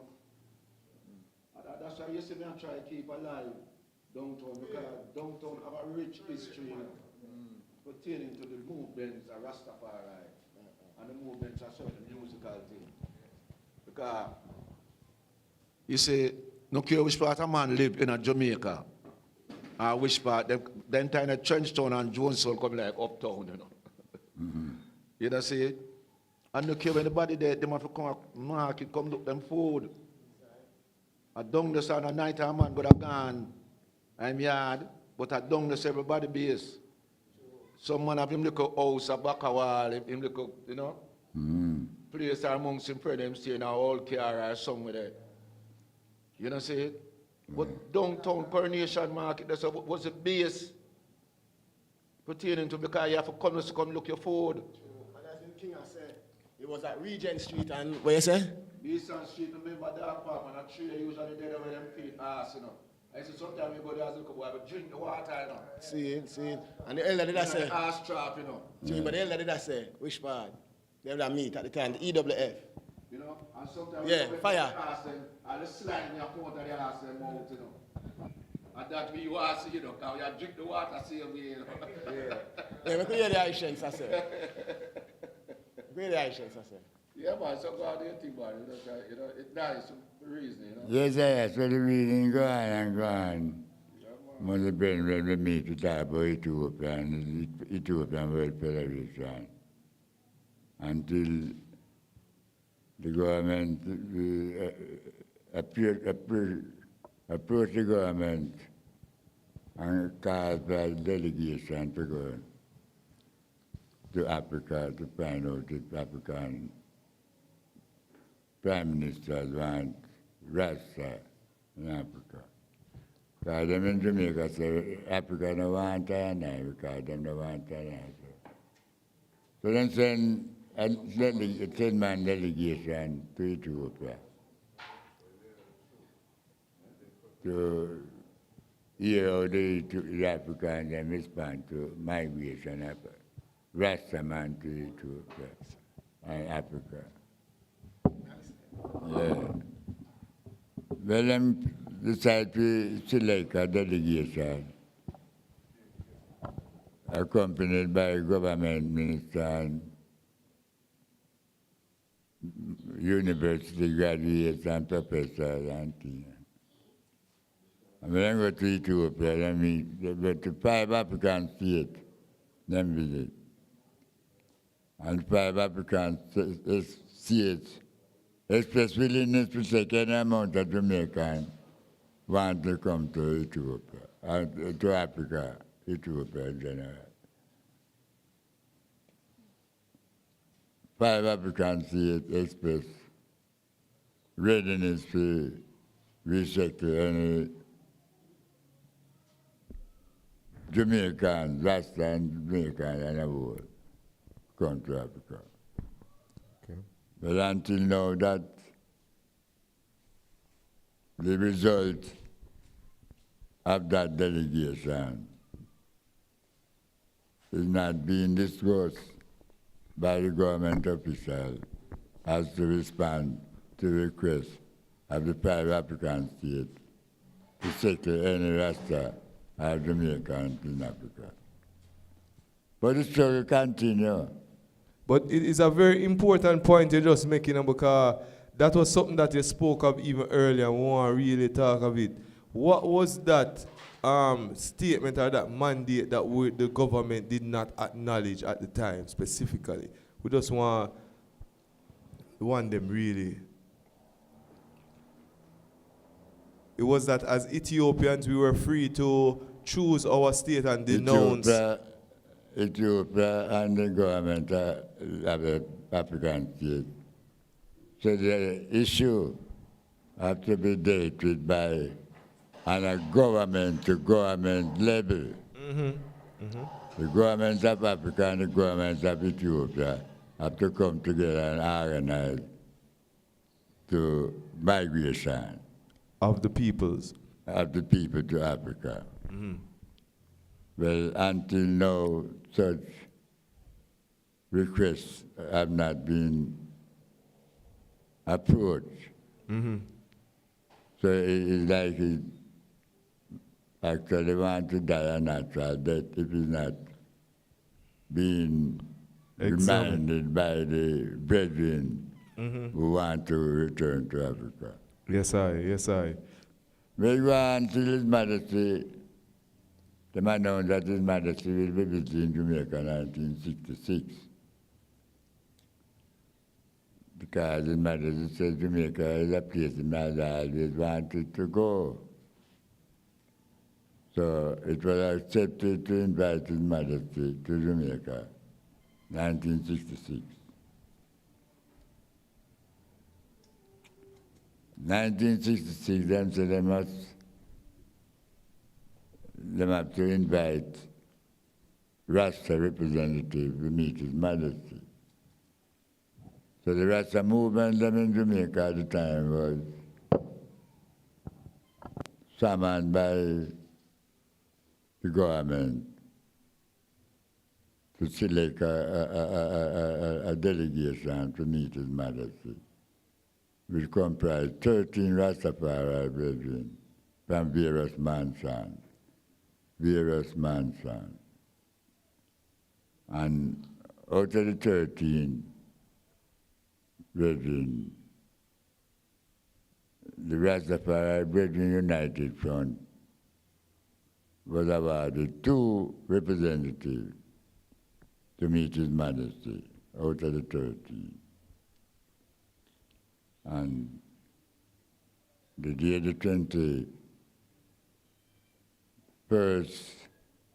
the 22nd of April, 21st of April His Majesty visited Jamaica, and the 22nd of April, the 13 Rastafari brethren was presented to His Majesty at King's House on the red carpet. I was one of the 13, and I was in front of Brother Slim, who was the president of the Rastafari Brethren United Front, and I was the secretary, and Brother Marx was the treasurer, and brother named Brother Marx. Both of them drop out. So out of the 13 man that brethren that went and meet His Majesty, is only one out of the 13 is alive. And the one is I, Bongo Trevor, out of the 13. Give thanks. Stands until this day. Give thanks to the Most High. Xavier Masgan. And when we were presented to His Majesty, held His Majesty's hand. And when I held His Majesty's hand, like I pushed me on a light socket, electrical socket, and after they get a shock, like my whole body shiver. And when I look, when I held the hand and peel the hand, peel it, I want to peel it because I'm presumptuous enough to want to peel His Majesty's hand, to peel how it feels. And when I did that, to peel how it feels, it's like an old foam rubber. Foam, don't feel no bone. Like you do hold your hand and my hand feel the bone there. No bone. I felt His Majesty's hand. And when I looked at His Majesty's eye and trying to fathom the depth of the eye, it's like I'm looking right through His Majesty's eye, right through to space. Space, no eyeball or substance, like you're looking right through His eye in a space. That is my experience meeting His Majesty at that time, 1966, 22nd of April. And from that time, 1966, until this time, I don't look back. Yes, I hold it from them and time. His Majesty said, the interpreter, His Majesty speak and in Amharic. And His Majesty said, I must continue on the work that you are on. It interpreted name, a baby, His Majesty interpreter. And Dr. Abebe said, His Majesty said he must continue on the work that you are on. And I had to be continuing until this hour. So I give thanks to the item who at this hour is here to highlight the meeting of I, which is Majesty Emperor Selassie I. Yes, sir. Give thanks, family. See, and I continue to administrate the works and the Constitution of the Ethiopian World Federation as long as I have the breath of life. Yes, sir. And I'm reaching the stage now that I'm going to have to hand over the presidency to a younger man than myself, because this work is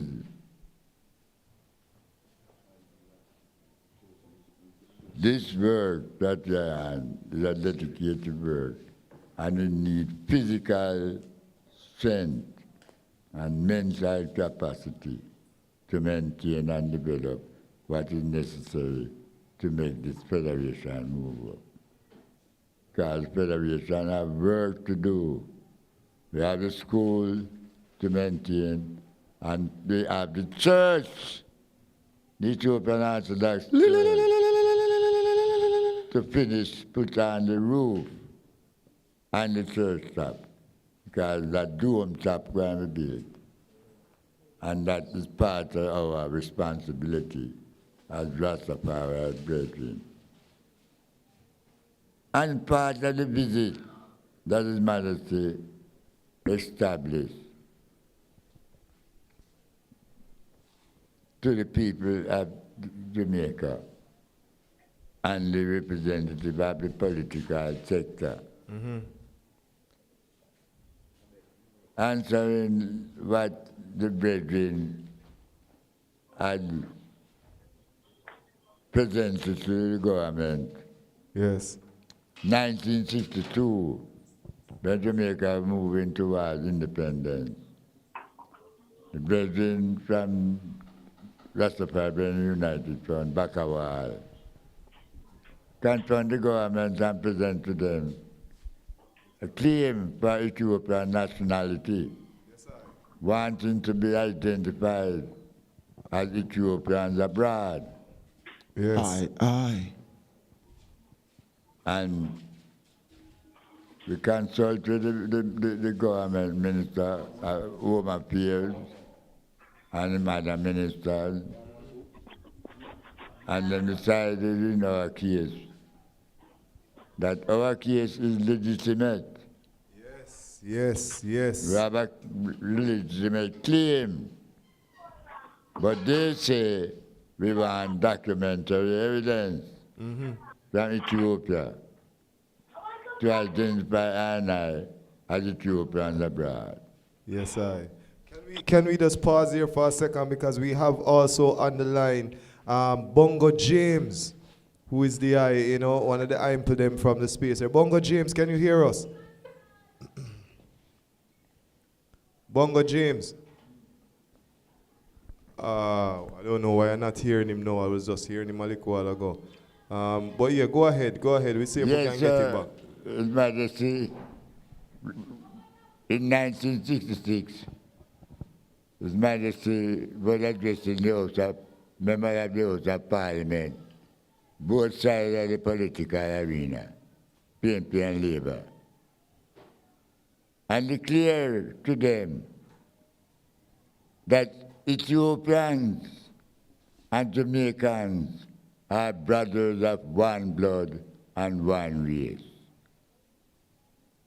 That is substantiating the claim of the Rastafari brethren as Ethiopians abroad.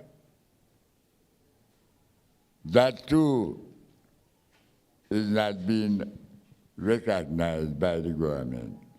They say we are the dirty Rasta man. African Hawaii and such like.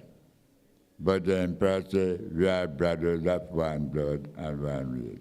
So we have a right to be identified as Ethiopians abroad. When they leave to another Ethiopian abroad now, to press the case for real and true identity as Ethiopian under the Ethiopian Constitution of the Ethiopian World Federation Incorporated and the Ethiopian Orthodox Church, EOC, that make you be an Ethiopian through baptism. That is how I become Gabriel Selassie, meaning servant of the Trinity. So each of us that baptized is given an Ethiopian name to identify you as an Ethiopian abroad. But we, the people who have been identified, don't realize the gift that we have been given by His Majesty Emperor Selassie. Because the Western world don't recognize that. So we are nowhere around that dirty restaurant thing. But His Majesty says, we and Ethiopia are brothers and one blood and one race. And we still carry on the struggle, still fighting to be recognized. And we stand committed to the Constitution of the Ethiopian World Federation Incorporated. That is why His Majesty said, Charter 37, as the lawgiver, because we have to defend the Constitution of the Ethiopian World Federation Incorporated. Thank you, my brother. Yes, sir. You give thanks. Bongo James. I did. Yeah, man. I know you heard all of that. Welcome to Yaad Live on the broadcast today. Seeing, want to acknowledge you being here via phone. Yeah, man. You want to just time in on the discussion so far. We're looking at the development of the EWF, how it came to Jamaica here, and then the function, its objectives. We also just mentioned the works with Haile Selassie High School, so we're going to look at that also and look at what is currently going on now with the EWF and Haile Selassie High School. Yes, greetings, everyone. Thanks to Yaad and all of the followers and the listeners. Greetings. Well, I'm one that has been born out of time, if I could say it that way, with the EWF.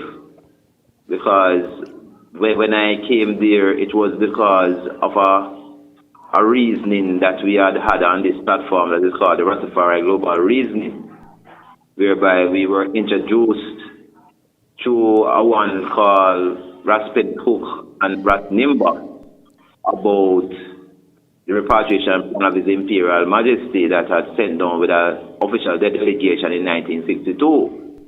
That was not acted upon, but was, it was made to disappear somewhat, in the archives of the UW, the University of the West Indies for 40 years. It has been re-emerged now, and out of that, I saw where ones who wanted to be a part of it, in terms of repatriation, that we needed to raise a recruitment drive so that ones can come into the repatriation plan, but also needed to be a part of the EWF, because the EWF is what the Ethiopian government is willing to engage in terms of repatriation. Because what the EWF does is, because EWF is an official, recognized organization within the Ethiopian government, then the EWF would be the one that would assist in citizenship when the repatriants them go over. So that was the idea that was in my mind when I went to the EWF Charter 37, because Charter 37 was a universal charter in terms of Rasta and anyone can join, because originally the EWF was an Ethiopian Orthodox Church construct. It still is. But the Rasta Charter was one that was given directly by edict, by royal edict, by His Imperial Majesty, which allowed even those who were not necessarily the Orthodox faith, but who are of the faith of Rastafari proper, which means they believe in the divinity of His Imperial Majesty, they can join the EWF through the Rastafari Charter of Charter 37. So it's more universal.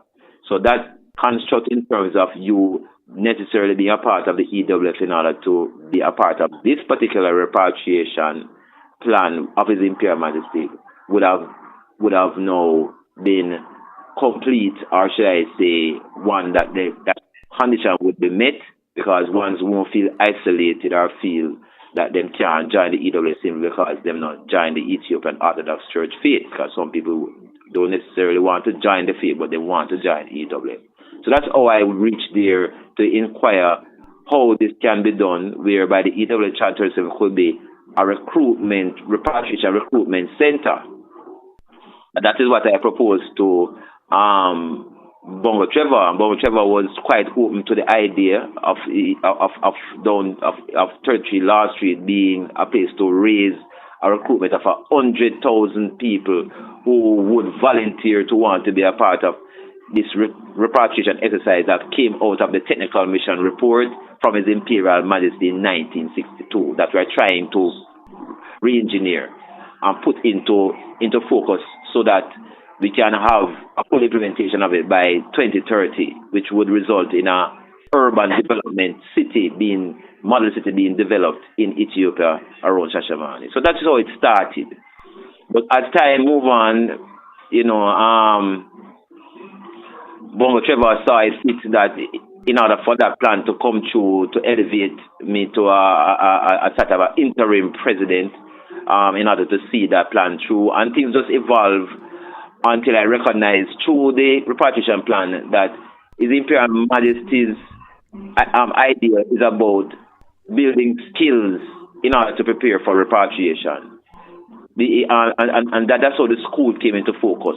That the school is really at the center of His Imperial Majesty's repatriation plan, where skills-based actions will take place so that ones can be prepared for repatriation. So that is really where the conversation started. I was trying to get into the school through many ways, but because of what was happening there in terms of the politics and so on, I didn't know how to get in. But so before, let us sank off at this point. Bongo Trevor, when did the EWF truly get involved with Haile Selassie? Because this is not the first time. There were many efforts before. Can you tell us about those involvement with Haile Selassie High School?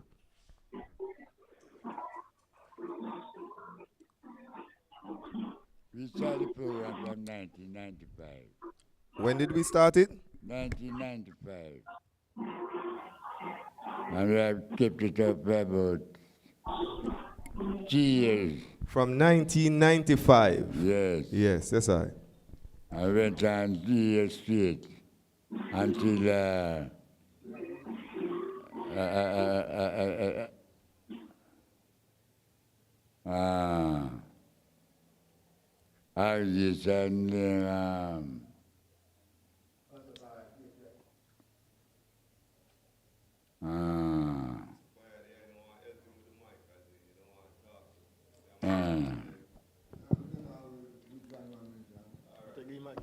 A patriotic unity? No. After ICO, Millennium Council appointed Brother Silva, the chairman of the ICO, as honorary chairman, and take over with the brother Millennium Council to this brother about police before him. Junior Manning and Maxine Store organized Millennium Council. and came to take over from the RCO. And from, they went about a 2-year span, and from 2020, nothing has been done by them to the school. That the condition of the school worsened until we took it up the 23rd of May, Labor Day, 2025. We started the project. After taking it from bucket flushing for the bathroom, and in a deplorable state, bathrooms stink, and while the pipes are not running, as I say, them have to use bucket to flush the bathroom, and there's stench. We have to clean up, do plumbing work, do refitting, to get the water running through that it can flush by pipe. Yeah. And paint up, wash it out, clean it out, and paint it over. Yeah. And put mirrors on the wall, and artwork and things like that. Bongo James actually invited us at the graduation to stream the graduation and also the handing over ceremony. Yeah. So I'm very happy that I was able to capture the improvements in terms of just how the facilities are. Yes. And even get to speak to some of the youths, because the ones them I show, I say, yo, you know, since certain things, you know, the smell was horrible, but now them feel really good going into the bathroom and using it, you know? Yeah, let them say it's become like a home from home. Yeah, that's what somebody remarks of the student. Because really and truly, some of those youths, that bathroom that you fix up is better than some of the bathroom of them yard. Yes. Seeing that the reality of it that. But we invite now Bongo James to really speak on how did the involvement, because he knows directly how the EWF got back involved with Haile Selassie. Bongo James? Yeah, as I say, we recognize from the technical report that came in 1992, which is the imperial plan, that skills training was the key to his plan. His repatriation plan involves skills, and skills requires training centers. So that's when we realized that the school was meant to be a type of like school by day and training center by night for those who want to repatriate. So I wanted to get back into the school to see how I can, revive that particular construct. But so from last year, I've been trying to find ways to get in, but wasn't successful. So when I spoke with Bongo Trevor about the problem, Bongo Trevor said, Bongo James, go through a Labor Day project. That is when it came to the light. He said, what? He said, yes, Bongo James. We used to deal with Labor Day projects down at the school. That is how we used to interact. So that's when that issue opened up to me, and decided that, yes, we are going to do that. So that was from last year. So that was on the table. So when the Founders Day took place, which is the 30th, that was when I seized the moment, because at the time Traore protest was happening, which the school would have been a second leg of the protest on the 30th of April. So I went there to be a part both of the Traore as well as to engage the potential to ask for a Labor Day project from the principal. When I went there, the principal, and I spoke with the principal, eventually, nice lady, Mrs. Antonia Jones, she said, we don't have a Labor Day project policy, but if anybody wants to do anything, she would love for the front part of the building to be facelift, because of the paint was stripping and so on, and it really looked unsightly. So she said, if she can get help with the facade of the building, the front part coming in, she would be very helpful. So I had planned on that and held that. Say, yes, that is what I will be doing.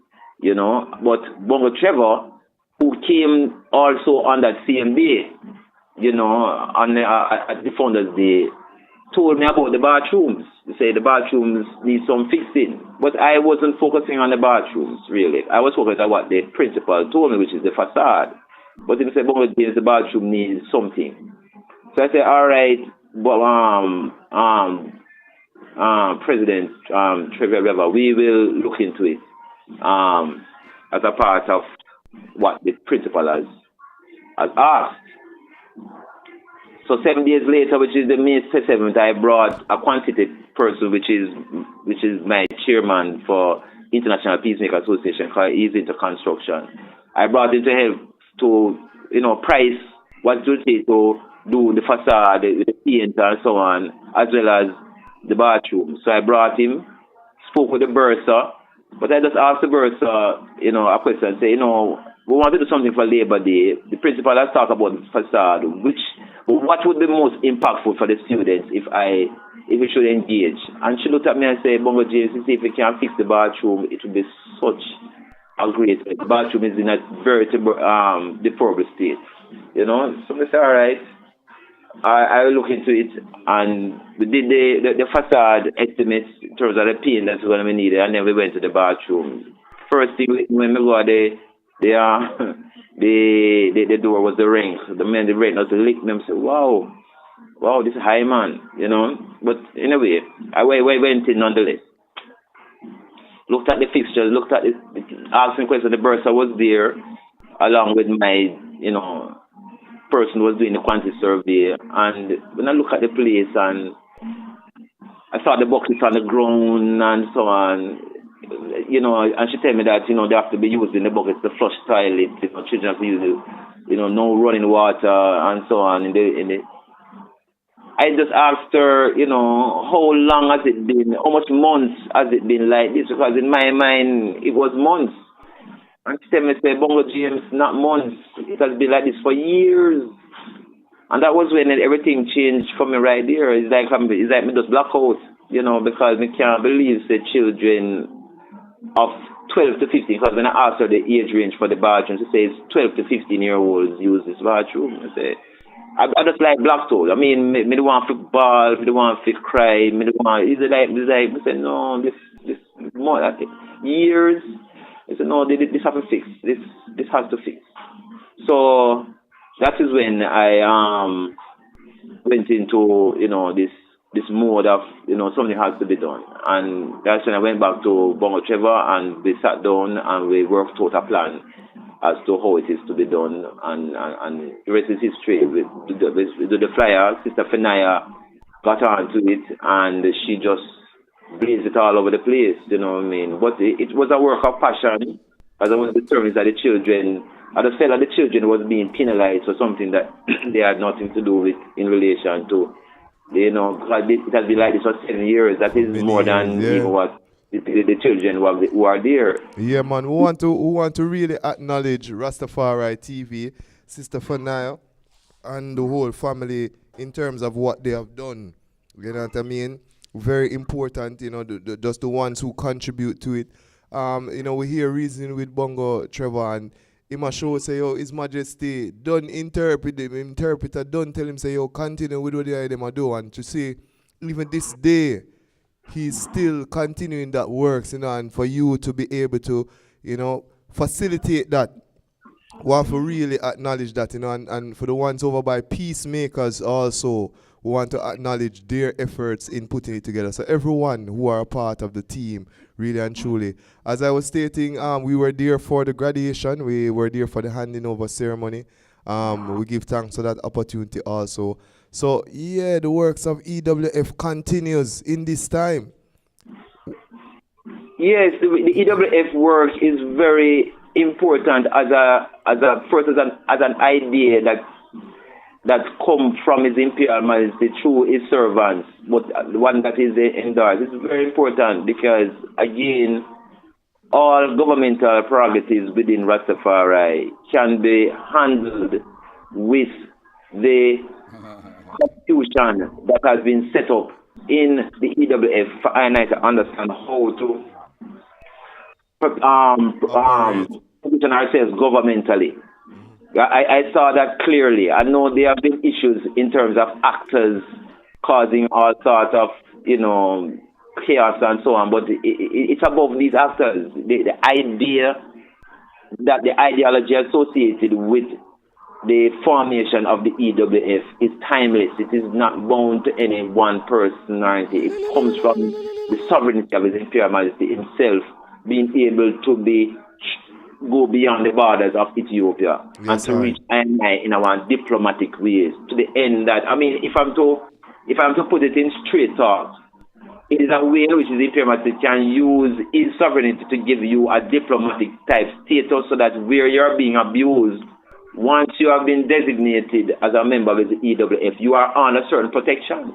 So if you're in a white space in some country where people don't really recognize you and give you any place or status or whatever, by being a member of the EWF, that can change your status radically because you're under a different constitution, under the constitution, and hence you are afforded diplomatic status. Exactly. Bongo Trevor wants to chime in and say something here, so we'll allow him. Bongo Trevor, you were saying something there? You were saying something a little while ago when he made the point of the sovereignty.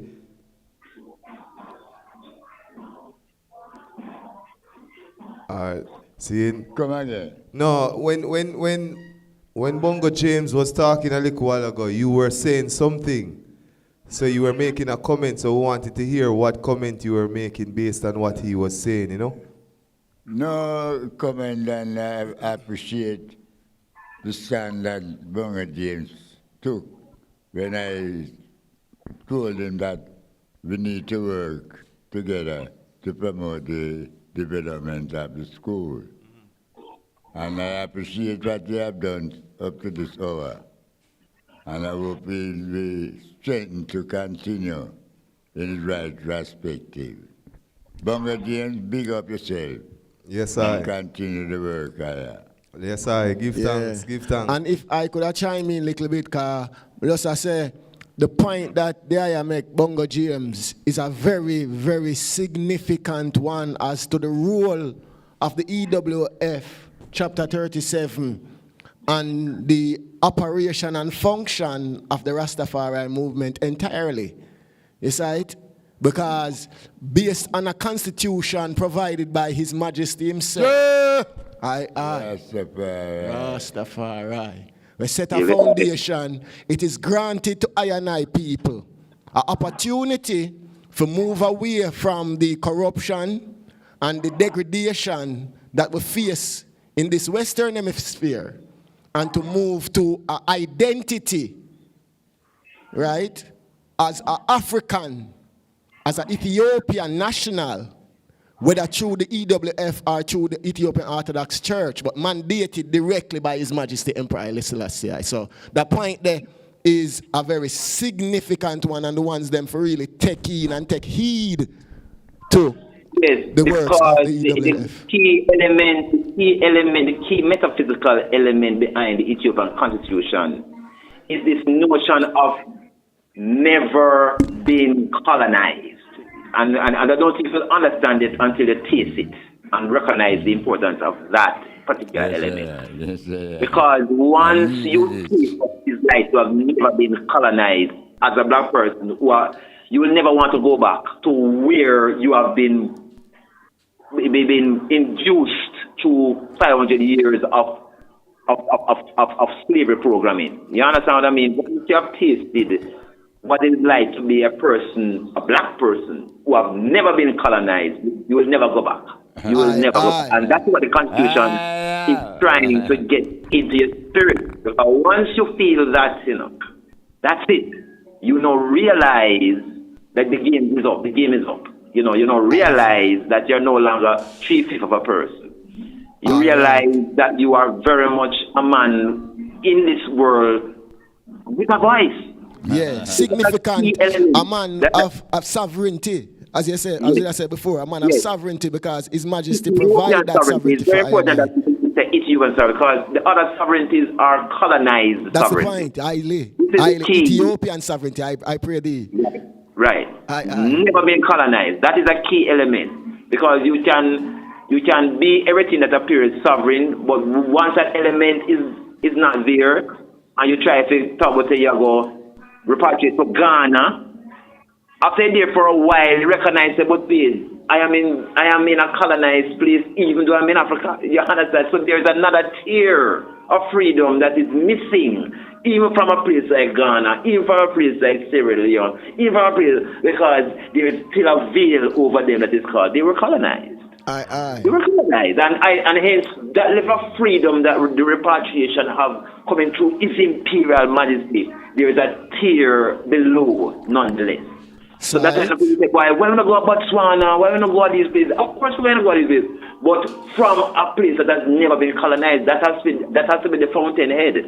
If we can't just go there and stop at the place where you can still see the point of no return, that all of those places where mother and father they itch up for months before ship come and take them away. That is those places are tainted. When it comes to true sovereignty, they are tainted. Yes, wonderful places, but they are tainted. If you are to get ultimate victory, it has to come from the provenance of the king's throne himself. That's provenance. Yes, Ancient, you were talking earlier about His Majesty and what he declared for us as Ethiopians. Can you just speak on that again, please? So there's a technical report that came from. Hold on, Bongo Trevor. I got tell you the part the question. All right, give them.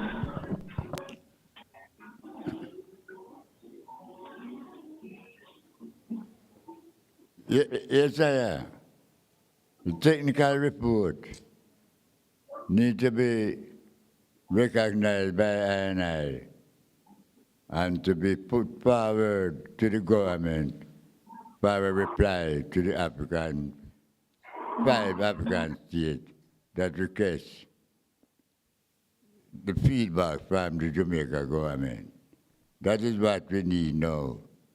Some rise up, some questionnaire have to be done toward the result of the fact-finding mission, wherein the five African states say they are ready for dialogue of relationship with the Jamaican government, and it must be done on a government-to-government basis.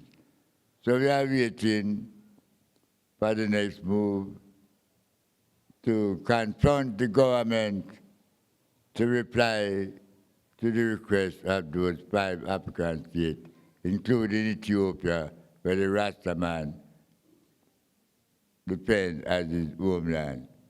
And as you say, Brother James, Ethiopia is an independent state that has never been colonialized. So we'll continue and strive to continue to keep it that way. Because we want to go home to Africa now. Yes, earlier, you and I had a reason and you talked about His Majesty when he visited and the speech that he made that gave us and remind us things that must not be forgotten about, we as Ethiopians being able to leave Jamaica here, give up our this nationality and move forward as Ethiopians. Give up the nationality? Yeah. As Jamaicans. You have to renounce the Jamaican nationality and claim our Ethiopian identity. Yes, that was the point there, yeah. Exactly. Renounce Jamaican nationality and claim our Ethiopian identity. That's why His Majesty say Ethiopians and Jamaicans are brothers of one blood and one race. Because there's no other nation in the world that looks like an Ethiopian, like I and I Jamaican, who are called Jamaican.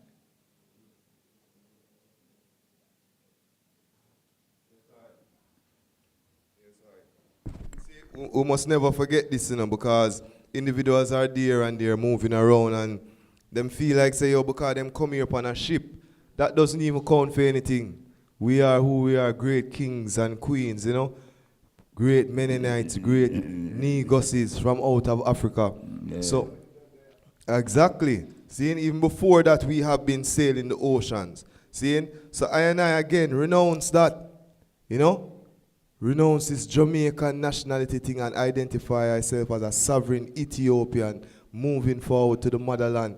Seeing, preparing I and I self in this space and even through schools, because as Bongo James said, Haile Selassie emphasis was on education, and he visited certain spaces like Michael Teachers College, the University of the West Indies, because again, he wanted to point to Ethiopians to say, oh, listen man, get trained, get skills, so that when you return, you add value. You're not coming here to take over, to rule or whatever, but you can add value and really become who you truly are, which is Africans, Ethiopians. And I want to add to that, Lux, that yes. it's a going away and returning. So in other words, okay, you see the mindset, all right, you see the mindset where you have now as a Jamaican, you're not going to necessarily feel confident to start large industries in a Jamaica with the mindset where you have as a Jamaican. But you see, if when you go back to Ethiopia and you get that first world mindset has never been colonized, then the level of confidence where you can have now for return even back to Jamaica and build things where you, as a Jamaican, under the subjugation of colonial mindset, where keeping our limited space there, you can't do certain things, you can't reach certain places and whatever. When you go to Ethiopia and come back as a renewed, rebuilt person, then you know, recognize, say, when you come to Jamaica, it's Jamaica one like a small place so you can easily dominate in terms of business, industry, banking, everything where you don't feel too afraid to do as a Jamaican colonized person. When you go and you get your expansion through the imperial majesty, rebuilding you from inside out. When you come back and say, but me, this me afraid, I definitely, you know, go all downtown and get all 3 or 5 we're wholesale shop right beside me, Mr. T. I'll buy up Mr. Chinto and 10 wholesale print. You recognize, say, but we don't have my own wholesale downtown. Don't come back now with a strength and with gold bar where you can buy up Mr. Chin and say, Mr. Chin, go back a yard, man. Say more money, go back a yard. Go take over the whole of the place now. Buy him out and something because you have that strength, that sovereignty strength in Norway. While you were a Jamaican, so you can come back and even get back your Jamaicanness, but empowered by your Ethiopian identity. You understand? So you have a strength where you can come back and know, truly start buy up places, truly start operate as a sovereign person, and truly now having a legitimate outpost. Because Europe have a whole outposts in Africa, so why Africa shouldn't have them outposts in the West? You understand? So, but you see, we can't do it with this current mindset. We have to go back to Ethiopia, be rebuilt, and come back and come forward. And we'll see a store and all them sort of stuff because you have the confidence and the backing to actually do these things. Yes, I. Give thanks. Yes, I. Give thanks, family. It's very interesting, you know, because a lot of persons, they just feel stuck in this time, and really it's truly get to your roots. If you get to your roots, identify who you are. Then you get that strength and they move can't forward. operate now because the only way they make the operate in Jamaica now, if you're some thief or you're some scammer, if you're some extortionist, now, that's the only way you can rise. You know, and if you keep in that criminality mentality, then you can't see you as a king's emissary or a king's bloodline who have all money, who have spent 5,000 years and can come and do things because you're not thinking of just from hand to mouth. You're thinking in terms of 50, 100, 200, 500 years span in terms of how you do it. Because guess what? You have a millennium type thing where even older than even China. So you think millennium, you don't think just for hand to mouth or 1 year, 2 year thing. You think for 50 years down the line, you think 1,000 years down the line, because that is the mentality that you have been given. Exactly. Because you have an anciency behind where you are dealing now. Exactly. So now you're able to do the things like where China do, because you have an anciency behind you. Right. Would you argue that a lot of Rastafari now, seeing, Because them no really tune into who they truly are, and them only drive from certain things of, strife and rejection here in Jamaica. Them can't see themselves greater outside of that. I tell you, my mother used to work with Jamaica Defense Force, and she said she used to see some Rasta-looking people come in there. You couldn't tell that. She said, I'm not so ancient, because I've done a Rocky Pine she used to do, so she's a Rasta man in a fair time, because Rocky Pine she come from. And when she did work, she see some man come in, something there, who were MIA, who were straight-looking, ancient, Rasta-looking people. So I'm just trying to say that the level of infiltration that may have sidetracked ones-on-ones from not seeing the prize is very, very deep. And hence, we could be victims of that. You understand me? So we have to now recalibrate and recognize that, listen, not everyone that was in head had our interest at that, because it was an internal rebellion thing. And we may have suffered greatly as a result of that. You understand what I mean? It's just for us to now recognize that, we are in a war, and as a result, we need to know that casualties are there, whether voluntary or otherwise, and hence recognize these things and just try to rebuild. But I'm telling you that it just happened so. A lot of it was our ignorance were exploited, and in total things, counterfeit things were brought in that looked good at the time, but as they are working through the years, recognize it. Is a dead end with it were given and so on. And in so doing, things just get sidetracked and derailed, so that to the point that when you hear no about his impairment repatriation and then sovereignty and EWF and these things look strange and out of whack, because the ones they will come in, as in say, just think about culture alone, man. Just think about this alone, man. Just think about that alone. You don't have to think about them. So they never government Babylon politics something. When without those type of understanding, they now go see how his impairments operate to give you what you're supposed to get, so that you can operate at the level that Rastafari envision us to be. You understand what I mean? So what happens is that we are in a situation whereby, you understand, the position thing in such a way, these elements that has come in unawares. These false pressures that come in unawares. They give us an illusion to be pursued but never attain. You understand? So you're just striving and fight, but you're just not guessing there. You can't feel that because the science out, it will work out. So what needs to happen now is that we just need to just continue the basic plan, because we're not able to figure out how because these things is far too deep. This thing record is really too deep. We just have to just continue to do it to the best of our ability, and some light shine through so that we can get clarity. Some amount of light is coming through now, because from back on this Imperial Majesty's plan, then hopefully that will be an awakening for ones and ones. This is why we are trying to promote it to make people chance to say Imperial Majesty also had a plan during those technical mission times. Madhubakana went up, Barbaranga went up, Jodololas Mat went up, but nobody knew that there was an all-ministerial official delegation with a foreman being at the head and the next as one of the archivists. 4 persons who came from the Ministry of Trade, Ministry of Lands, and so on. Nobody knew about it. That was official that went to Ethiopia, and it's to them that the Imperial Majesty gave the technical reports as to how repatriation is to be done. When it came back in 1962, the government changed over, and when the government changed over, independence came in, and the documents just get archived in the West Indies archives. It's just some brethren them who Rasta recently went in and found it and gave it to Jerry Small then announced it on his program, and so Rasta got hold of it, and the rest, as they say, is history.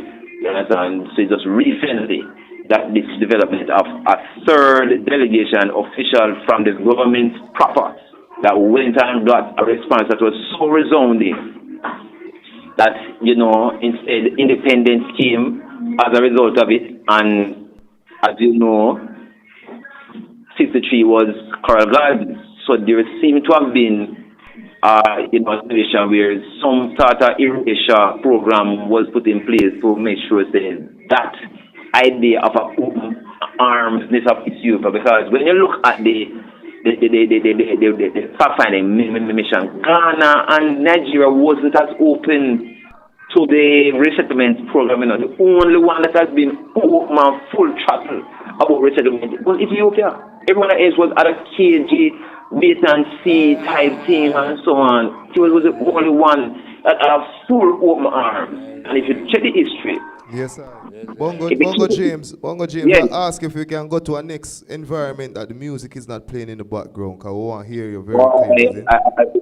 There's no other environment because, I need to go and talk with them because I tell them that people are on their phones talking important things and they're playing their music just willy-nilly like that. But anyway, I need to address it directly.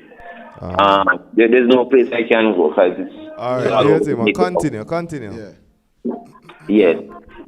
So the issue of impairment, the repatriation plan, may have been a hurt to the colonial government because when you look at the documents, even in 1959, where the Rastafarians were claiming that Ethiopian want we. It was like a laughing stock among the colonial people. Say they can lead as sovereign states would want, these Rastafarians, rabble-dabbles who are here. It couldn't be 1959 when you look at some of the correspondence. So when that 1952 document come and show, not only are they going to do they want it, they're going to get land too, they're going to get this, they're going to get that. So all of the claims that the Rastafarians had in the 1950s that seemed so highfalutin, and so said, no, sir, no sovereignty, never want, So you see the report come back with a resounding yes. But I was like a slap in the face then to certain powers who would not believe that such things would be there for us. So that is 1962, and we all know what happened in 1963. It's almost like the car garden incident took place, and this island-wide thing, the Rasta get killed, started. And I believe a delegation went during the 1963, I think from the Douglas Mac and said, boy, they really kill off, no. And I think he's been permanent. He said, all right, I'm going to see what we can do. And that's why he came and visited in 1966, and it's out of that, then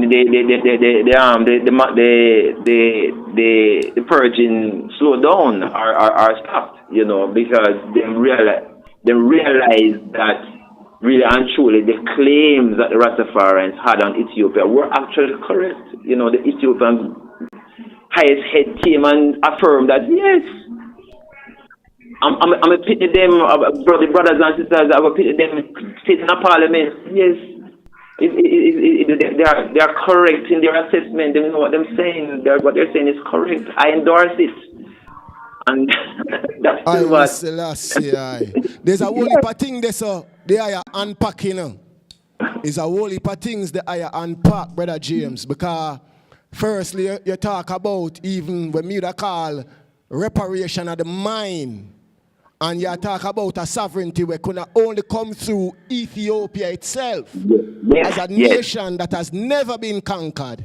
Never been colonized. And so it's a mindset we need to return to that place, not a place of decolonization necessarily, but a place where we never was colonized at all. Right. So it's almost like it's a pre-colonized mindset. Yes.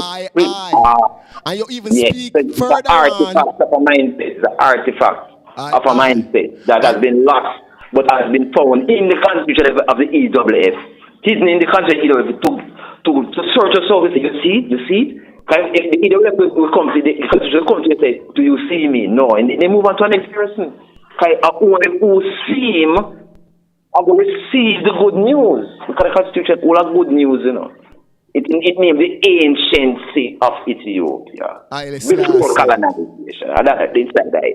A little pearl. But they never walk around. But those who have been planted among, I go say, no, hide the pearl. I say, no, one feather light, man. And it's like, this chopping the thing again, you understand? Or better yet, bringing something named federation, where Bob what's the do, and then crush the federation. So the word federation becomes like a nasty word in the heart and minds of people. Because they want to start the thing named federation for that was pre-Carrick coming up. And no, we are pro a federation. So that name federation now became like a red, it became like a little taboo, like you know. Right, and that was a part of the plan to get this federation feeling out of the people them, so that more lines with their legal need than the Ethiopian embassy. You understand? Yeah. Yeah, yeah, the elder. What them say? What them say? Federalite.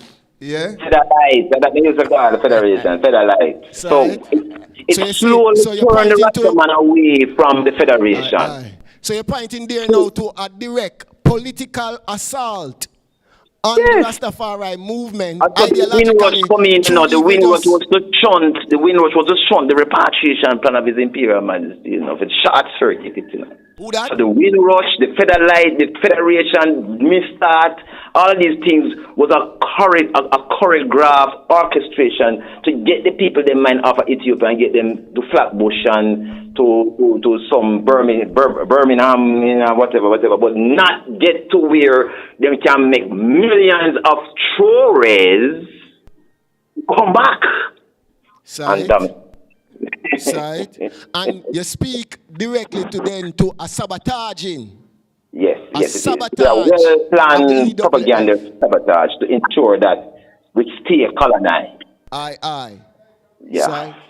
Mentally. And also you spoke also to the fact that through the EWF Constitution, we can find that type of repatriation. We can find the steps and the stipulations. We can find but the ancient before colonization mindset. We need to find back that mindset, because that is what repatriation is really for. Because repatriation is a big topic, But what are we specifically talking about? We're talking about His Imperial Majesty's repatriation. We have to be careful we not mix up the thing, because you have a 12-tribe repatriation plan, you have individual who want to do a migration plan, you have people say, I could just stop off a Botswana plan, you have Sierra Leone plan, then you have Ghana. They give it like Ghana, Ghana land. We have some places South Africa, South Africa plan. You understand? So you have many repatriation plans. You understand? Let us not lump it up together now. Let us recognize that His Imperial Majesty. Haile Selassie. Rastafari. Yes. That is the specificity that we need to get done. And you also went to speak about, spoke about the steps where His Majesty put in place involving the school as a foundation. Yes, at the center post. At the center post. Yes, at the center post. Why? Because it would appear, according to the plan, that He not only wants us to arrive in Ethiopia, He wants us to also thrive in Ethiopia. And one of the things that will hit you if you're not careful is ethnic issues. So that is why I say you need a school to get acclimatized so that you don't become another ethnic clan that will now become a hostile warfare like what happened in Israel, where, them just walking at the people them, and rather than integrate properly, then just walking and say, well, me a Jew and whatever, me a European Jew and I'll be European Jew, and hence causing the type of conflict that they have up to this very day. So he was trying to ensure that those type of missteps and mistakes do not occur with our cohort, with our implementation of repatriation. When you look at the plan, you see him taking all of these consideration into the plan. You see where he's ensuring that there's no ethnic flashpoints as a result of a mass migration of foreigners coming into the land. You understand? Because it can cause xenophobic feelings. So even it makes the same position of things, so that each time we come in, it will be one that is a glory to the Ethiopian people rather than a wooden people here. You understand me? Yes, because one of the things that him set up with Solomon Wolf was the 1-9 plan. What the 1-9 plan says is that every one of us from the West come over to get a house, because his plan is about you getting a house now. You walk with it, you get a key from Ethiopia for coming to a house and you go down. That is the repatriation plan. You get a house with land around it to farm. You get a house, or if you want, you then want urban city, but you have the farm all around same way. You understand? So his plan is that you walk with a key where you get from Ethiopia. Yes, yes, You know what I definitely. mean? Yes, So as you land, you have somewhere to go and live. Yes, Yes, it's not not go down and look around, they in a town center, everybody lock up them door, you in a town center, turn up and look around. But they look around in the park and in the square. Night catch you. Yes, I hear for a bay to come eat you. No, you walk with a key. You're secured. Yes, I'm very happy that you bring these things up because individuals need to be reminded of this. But as the one stepping forward into the future right now of EWF, what is that like? What will be the next set of strategies? You know, we know that Selassie High School is one. But so Selassie High School is one because the ultimate thing is to be communicated with the Ethiopian government so we're serious about the exodus. You understand? So the school is a launching pad because we are hoping that when we develop the school properly, we're not just going to tell them what we are going to do when we get over there. We can show them what we are going to do when we go over there. So the plan is to get the school as a neutral space where all mansions come and showcase what they will be doing when they get over there in accordance to the groupings that them have. So in other words, EWF Chart 37 actually say, this is what we'll be doing. We can govern a space like a bathroom to show the type of contribution we are going to make.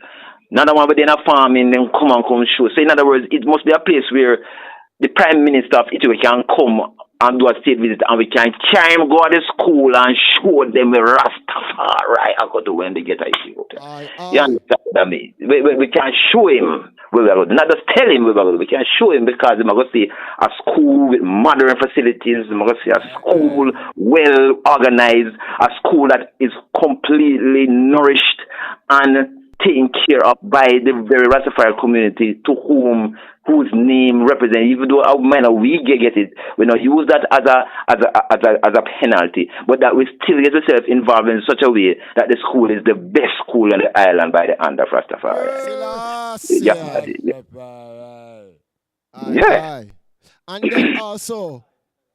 then also, what are some of the, because you talk about the physical structures, but in terms of even educating people on this constitution that the EWF has, as you are doing right now, you see? How are some of the ways in which you go about that? How is some of the this is why we're doing the infrastructure, because first I will show people where I go do and then they will listen to where I say about them. So if you tell them, say, out of the power of the constitution, I was able to give you this type of bathroom. If you can't tell it by the power of the Constitution in me, I give you a new electrical system. No, they're going to hear them say, what? More of see where they in this Constitution can give you dinner powers here. That one man can take on two bathrooms. They're not doing 18 years because they're not say 18 years for the bathrooms there. And they say many committees have come to try and fix it and couldn't fix it. So they couldn't understand one man can come and do it. They say one man with the Constitution in him spirit. And so we want to know how to we're gonna say how ones could I get in touch with the them who would see interested in coming forward and giving some sort of contribution to the efforts that the them are put forward. The biggest contribution it can give me is to show both the challenges and the opportunities that rest within the school and to keep that in the minds of people. So if we can get talk through programs, we're not going to talk about boy, problem. Not saying that there aren't. But opportunities like we have a football team where we really want support for because right now they're going to try to build them to win the money cup, but them out of food. So if we can have ones-on-ones, we can come and give food to the boys them as they are trained throughout the summer because they want to win the money cup. Builds up the enrollment because the enrollment is low right now, and that is where they use to start to kill out the school to make it up and close. Last year, 21 students from PEP them carried it. The year before, it was 14 for first farm. you see where the numbers go. And just this year, now, when the bathroom are set up now, they've asked 100 and then get 91 students. And just this year, that happened, but for the past 5 years, up here, 14, 20. 25 students them are sending as first farmers. So that is why the population was so low. You understand? So what we want to do, I use the money in coffee, highlight, say, rise again, so that children want to come back there. You understand? So it becomes now the first option rather than the seventh option. You understand? Because all the options they will use as a school get are 6 and 7. They must choose 7 schools in the order where they want, and we there 6 and 7. Amongst the majority of the people. Them. You understand what I mean? They pitting them. So what we want to do, build back, I think excitement.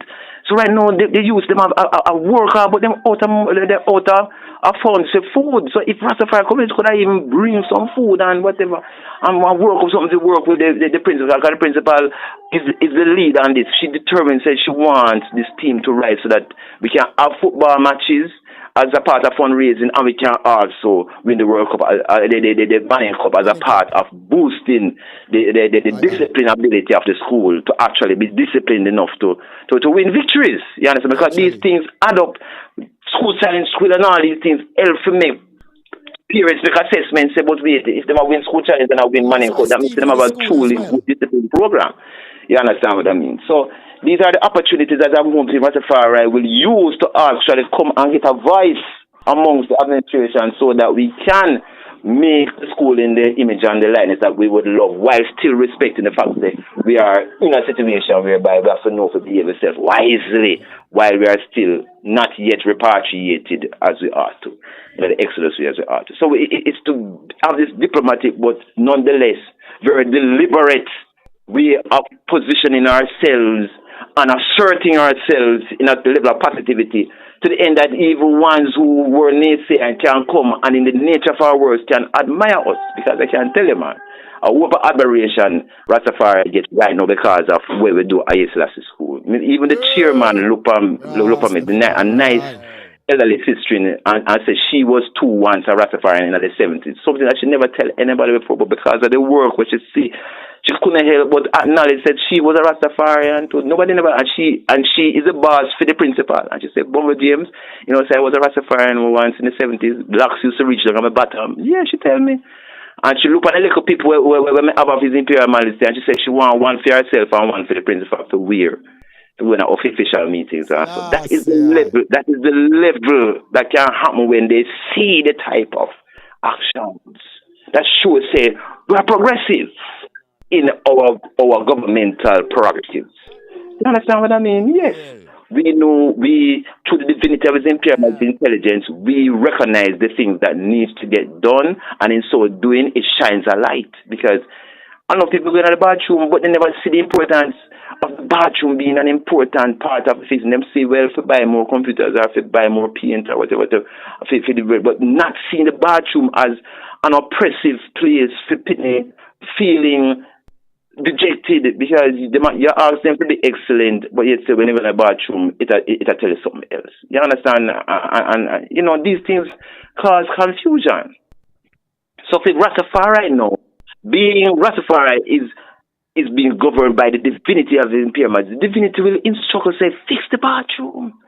And in so doing, it shines such a light that people recognize the governance-ship of Rastafari and say, boy, so a Rastafari lead the way. Because they start to say, we're doing things in a way that truly cares, because that comes from the divinity of his imperial majesty's intelligence.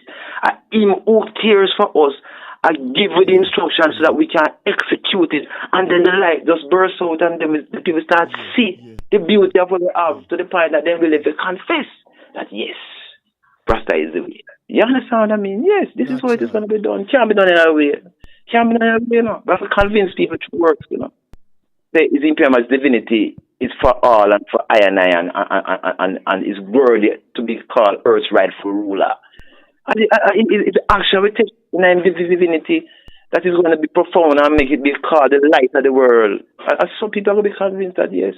And you say, Brother James, Bongo James, you're saying that the Manning Cup is currently on stream right now, and people can currently bring in whatever support to that. Yes, man. Yes, because the principal told me today that they're not enough food for week 2. You understand? And she said for the 5 weeks, it's going to take a good $500,000 to feed them because they need enough food when they train. So we get them the quality food that they need. It's going to take at least $500,000 to do so. But if we can get her week by week, 2 weeks, that will be fine. So she'd rather you bring kind than cash. She'd rather that. So if you can have someone that can buy some skeleton, buy some flour, buy some things or whatever. Then we do the cooking that she just need the food ammunition to keep these boys directly to the school itself. Eh? And then can just bring those items to the school.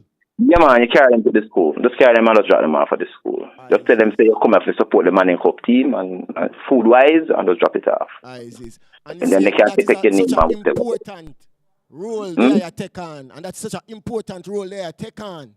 To shepherd the school in a way where... Because I see the school suffering from an out-of-sight, out-of-mind spirit. There's something that block out the school out of our remembrance collectively as a community, as a Rastafari community. It's a spirit, mislead. And on body far, because everybody who will go to and show the plight, them spirits open up. You know, I mean, not everybody, but everybody who understand the name of His Imperial Majesty and who not have no fault line with the school. Because there's some people who have been there and have created problems. And it's when you go back to them, them face is the one either make out a stone or them frown Spanish because they themselves go there and make problems themselves and have issues in relation to it. But if you go to a fresh Rastaman who have heard about the school but has never had a chance to go there or even see it or whatever, when you talk to them about this imperial school, they light up like, see them boys, it's a long time I want to go there. And, my class, they bring it back to me in a Bongo James and, what me can do and, yeah, you understand? So the free-hearted Rasta.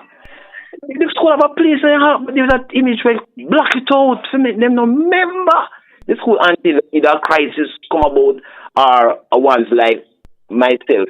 So me even decide to build some banners that when I go to Bingi, me ask permission to hang it up in the tabernacle so that you can see the emblem for the school, you can see some school pitney and whatever, but it's a banner so that you can see it while they are champs. Say, yes, the school to back. That's another very great initiative to kind of highlight the school and highlight the school, as I say. And to me, this point where you're making is very important, how much the school is an anchor or a key to the strategy put forward by Haile Selassie for I&I repatriation. Yes, very good. But like I put it, that's exactly. It is the center pillar of the strategy because being trained to acclimatize to the culture of Ethiopia is very important for the seamless integration that is necessary to ensure that there's no ethnic reverberation as a result of the mass migration. So when you look at the plan, man, it's well laid out. Make sure that none of those feedback not take place. None of them negative feedback not take place as a result of a mass resettlement. Because land here take up in our people, land here take up in our people ancestral rule, land here take up in us. So you have to do it in a way where they don't feel like you can rob them, and the plan clearly shows how that is to be done. So you understand what I mean? Again, also a kind of a forward thinking, already putting the strategy and in place by His Majesty for I&I repatriation. A great forward thinking of knowing, say, boy, here we are bringing some brothers, yes, but we are bringing these brothers from a exterior. For bringing them into a place where we already localize, we already have culture, we already have our practices are going in here. So these external elements now have to go naturalize and comfort and adapt to that location. Yes. So that is even in the strategy already. So that shows a forward thinking in our constitution already placed. Then you must the emperor not deal with ethnic wars and them something ethnic strife. That's what we must deal with all the time. So we don't want we to come and get involved in that because we were not pre-trained and pre-educated so that we understand how to conduct ourselves so that we thrive and become a success and a joy to Ethiopia because that was his real work. He want us to be a joy. So he set up the thing in such a way that people benefit out of us coming. He wanted to make them see, because of every one of them are 9 now have house. 9 indigenous people have house because of one that comes from the west. So when them 9 they say, "Are you make me get house?" Them are go protect you. Them are go lift you up off of the ground when you come off of the ship because are you make them can have house. Are you make them can have life. So you have to have 9 persons around you to protect you when time you land. And nobody can come near it about say about come because you have 9 indigenous persons with no say because of you them have with them have. Haile Selassie. And then also added to this forward thinking. You see, it was a shock to the government here and all the administrative personnel here to see that the Rastafari claim was correct. sanctioned and was absolute beyond measure. Beyond measure, it was absolutely correct, and that was like a slap in the face to them. In the face of these administrators. Yes.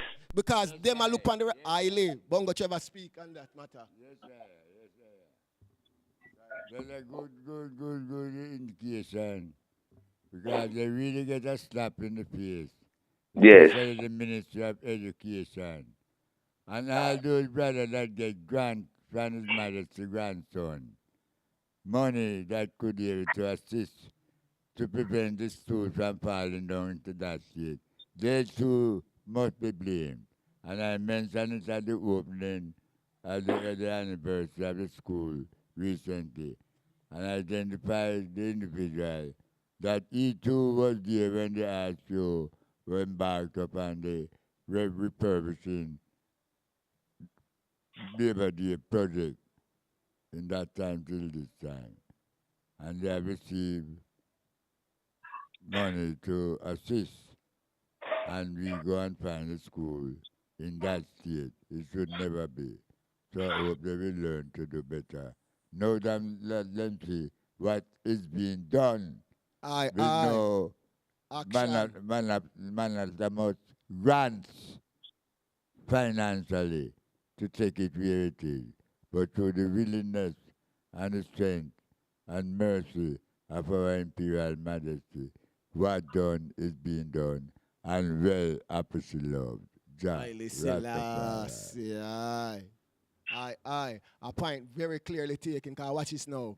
We are see where the king and show, we say, this look like a sabotage, this not look like a just. Forget this project. It's not like them just see say, well, then the school is here and them budget drop short. And them say, oh, it can't reach. It was a clear indication that this, if them were to allow the school to thrive, the impact it would have on Rastafari people and Rastafari globally, if you see Rastafari school that thrive in Jamaica, the youth them would have want to gravitate toward Rastafari.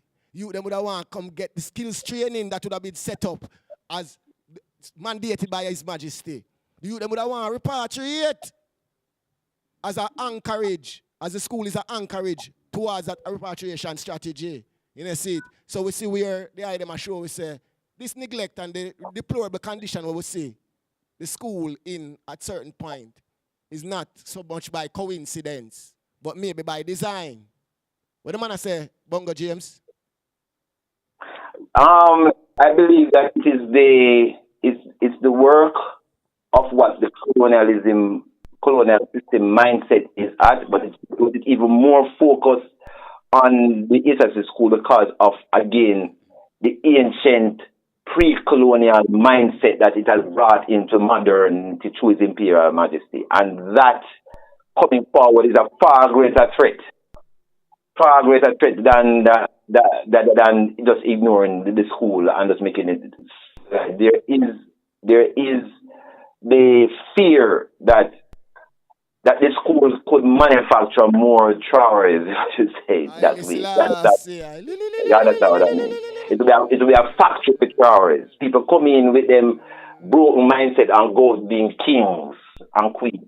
You understand what I mean? Who know for a certain voice in the earth in the right and proper way for the benefit of all mankind. You understand? And that's the fear that they have, because it might break the colonial spell off of the minds that have worked so hard. If that's with it, you understand what I mean? So there's a fear that this place could become that.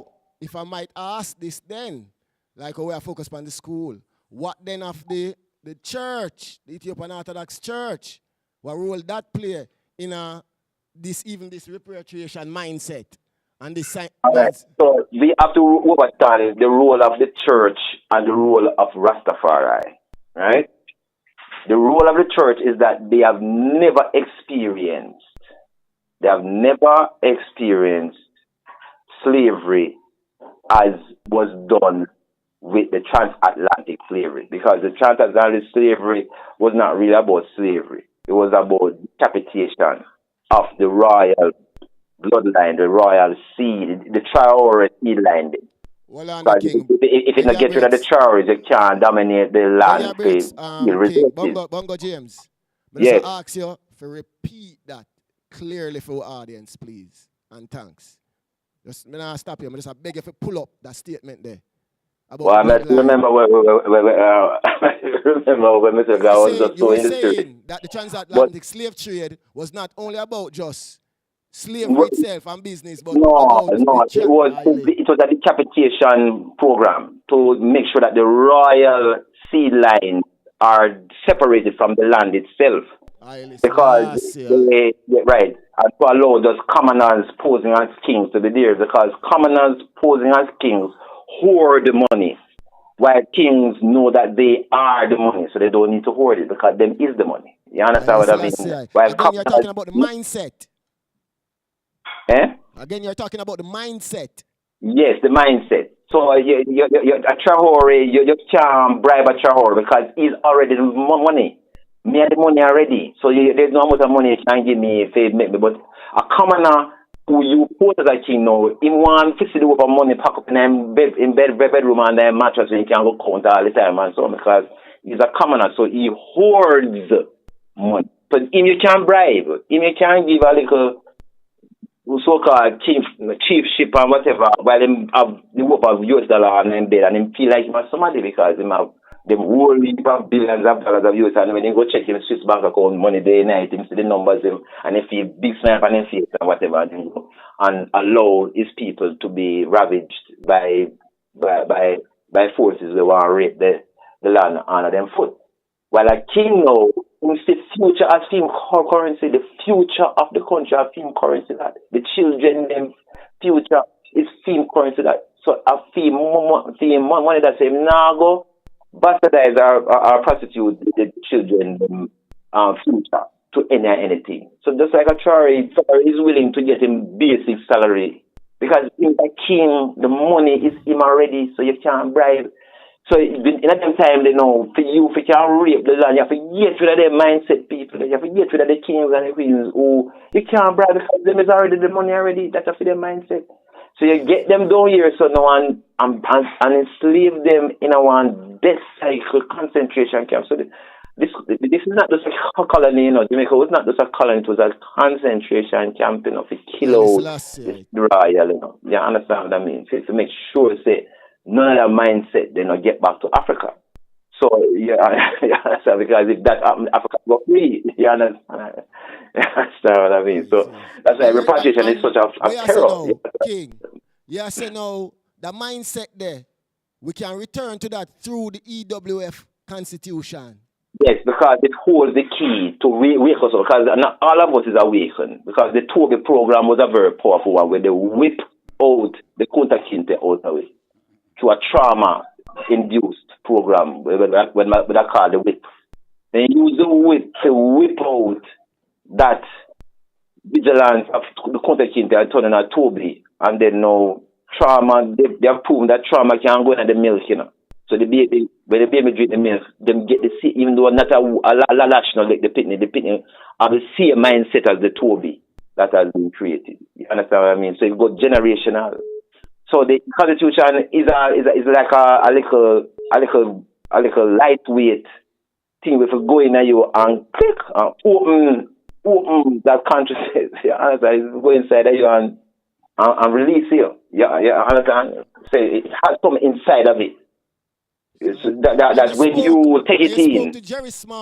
You're awakened. You're awakened to your pre-colonial self. Not as a big tree at first, no, but as a seed that must be nurtured, that must be ministered to, and so on, because it's a seed. So it's just like how the parable talk about, say, the kingdom of Jah is like a sower with a seed and him throw it out, and some fall from the wayside and some fall at the same process. The Constitution go fall upon stony ground, it go fall upon beaten paths with coke and take it out. Child on that man, the Constitution, better about Constitution. Federalite, you understand? And them start something. So, and then the fall upon good style, you know, and then it start grow fruit, 50-fold, 30-fold, 100-fold. So it's a seed that is inside there that is imperial to blow from its throne and make it spread all over the world in the whole that it can land in an eye, and if it finds good ground, then it can flourish. Yes, I. So to the ones I'm listening to the program now, how can they get involved with the EWF and how can they help to serve His Majesty's, Constitution that he has written for us? Yeah. Well, you can go online and look at the Constitution first of all and just want to read it. And just read it, but read it, the preamble carefully until it gets into your spirit. Remember, Constitution must be purpose-driven. Read the preamble until you recognize what the preamble is saying.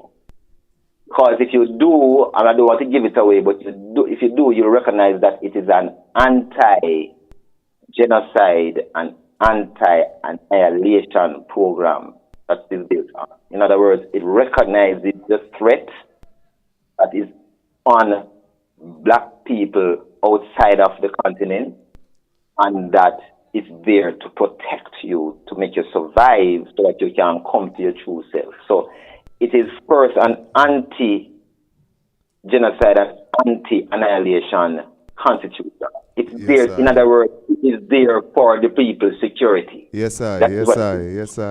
Give thanks. It is there for the people's security. That's the bottom line. You need to get that in the spirit first and foremost. Yes, I. That it is for the people's security that this team has been sent out. Right? Yes, I. It's come to your rescue. It's come to rescue you. Yes, I. So them for recognize. It's a rescue document. And this is first why. Then we can go through the bylaws and the whatever and the fluff of the word. Because this very word is very legally used. You understand? So, and I'm not going to touch you if it doesn't go to it as a legal, but if it goes as something will come to your rescue. Yeah, it not really come forward in our way. You give thanks. Yes, that's why we have these discussions here at Yaad Radio, because we want to bring persons to that awareness, and for them to see that they are empowered even within the state that they are. So, black man rise, Yeah, the EWF is here, Charter 37. See? So give thanks again for joining us, brother. We know we're going to obviously meet again because as the journey continues and as the works continue down by Haile Selassie High School, we're going to be there present with the eye and also recording on Yaad Radio. So officially we're going to start about a real serious sponsorship where we just, say it's an all access thing. You see me, family? Yes, I. So we just you see it right so now as we speak around Bongo James, and DI and Bongo Trevor, we want to give that pledge to EWF for Yaad Radio to always be that medium so the ones them can reach out to get the message out there and to also speak of the works them. Seeing? So we'll speak more to that partnership as we go along. Seeing fire? Aye. Give thanks. I don't know if you want to acknowledge anyone out there as you leave us, I want to acknowledge all the donors who give. I want to tell you that 60 to 70% of the funding came from Rastafari, home and abroad. Yes, they came to the rescue. It might have started off as a standard side and look, but they did come through and could make us part over the finish line because the school have a lot of white elephants. What that means, projects that have been started but couldn't go across the finish line for some reason. And I believe funding may very well be at the heart of it. And I give thanks to know that even when I was struggling, the funding did finally come through to make me could have crossed the finish line in fine style, and I have to say kudos to whom I brought, to Dark Foundation, to Rastafari Nation, Switzerland, to House of Seba, and I must give a special shout out to the House of Seba, Marshland, people not talk about Jabali now, the House of Seba who were the first to trump up their little money together and send it through Prophet Aquino for me to get the first money from them brethren who heard the call and decided among themselves to give them like a 1122 and put something together. I give us, and they were the first to send something through. And I must acknowledge that. And after acknowledge, you know, the Rastafari Nation, Switzerland, they really brought a significant thing that really and truly tied us through to make we can finish in 5 stars. We thank, for, as I said, we thank for Jaja Foundation, we thank Mabrak himself personally, we thank Roots Foundation.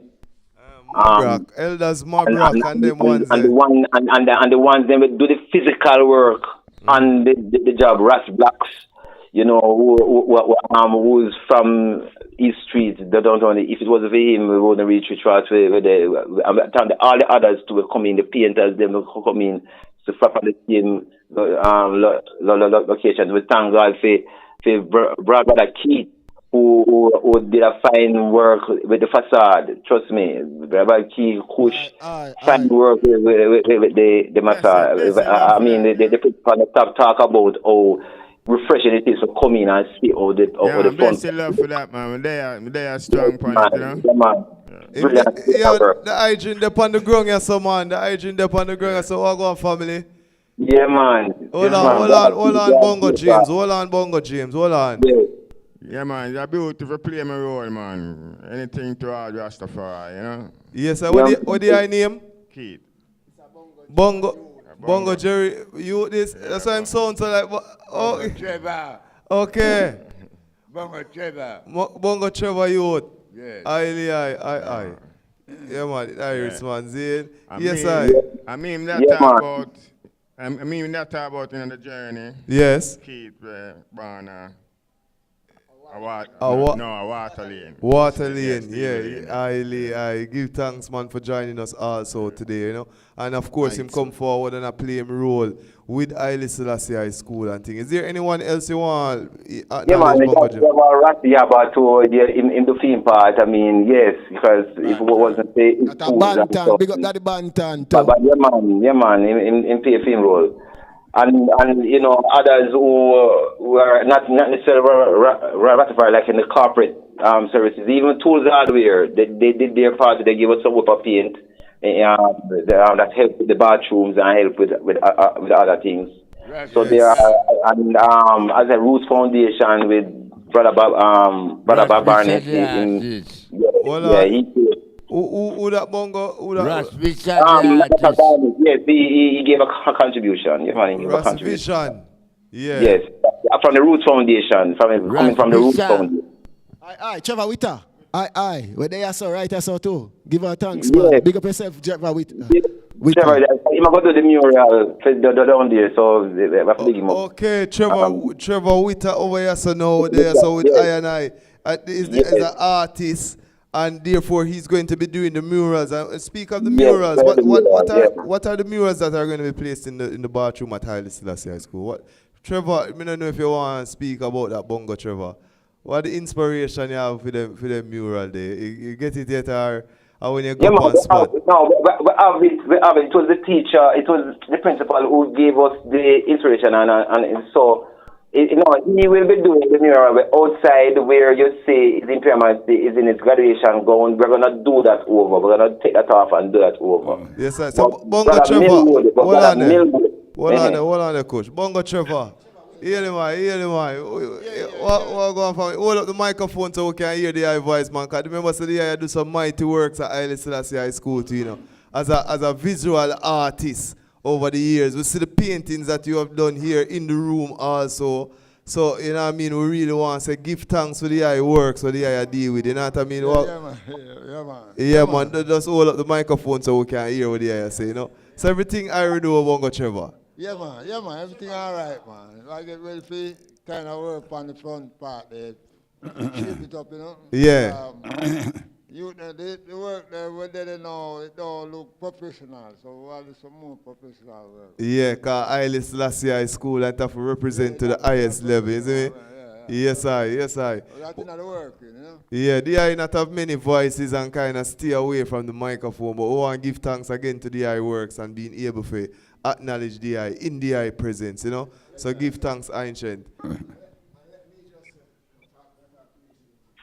Yeah, and me just want to say to the eye, say, the eye set an iconic image of the Lion of Judah, where anywhere in a Jamaica where we go and see the eye, Lion of Judah, I one must know, say, Trevor Witter, paint that. See it like iconic. Yeah, man, I want to know them, the eye them know, say that the ital standard out here. Yes, I see. Zane. Yes, The eye father really I want teacher, you know, Charles, you know. And Charles is the first lion painter. Yes, I. So the murals for individuals still today are what? How do persons get your work? Yeah. Do you do murals, any type of work, any attire? No, the mural all down from the waterfront and everything. Remember the microphone here? Yeah, man. With the mural down from the waterfront there. Digicel. Down a Digicel, yeah. So Raytown. So we can hear the elder so clear and we can't hear you so clear. Hold up the microphone properly, what? Yeah. Zane? I'm not like the spotlight, I saw it go on. All right, we give thanks, Elder Zane. As the eye said, the eye work on a level. Zane, I wanted to know how people can get your work still, but I really talk to the eye, because I would love to get a Lion of Judah done, you know what I mean? For I and I, especially for KarisMa'atic ProductionZ Yaad radio. Zane, yeah man, something I can put on eye wall and you know what I mean? Yeah, so again, give thanks, Elder, for all what the eye deal with. Bongo James, we will talk in the irity, you know what I mean, as we move forward. See, you know, they are going heights up with Bongo Trevor, and we're going to seal up today's interview here at Yaad Radio. See, Bongo Trevor, the eye Irie. The herb of the eye, Giddy eye still is from House of Seba. It is sacramental herb for which is grown and distributed to the ancients them seeing. Now I never have a portion still, but I bring in some herb for the eye next time, you know see it? So we want to big up House of Seba. This is from Salt March, Trelawney, see it? Salt March, people them, yeah man. This is a part of RAGA, which is the Rastafari Ganja Growers Association, with people like Marcus and the ones them Kamau and Negos Eye in Montego Bay and them spaces, you know. So they have created and have really moved towards creating sacramental spaces where I and I can use I and I herb as Rastafari and not be, you know, the law, no take a set pound and these things. See, there are many more things that they are working on, and you'll hear about it, but we want really make the ones them know say we are promoting the ITAL standard of herb, no chemicals at all.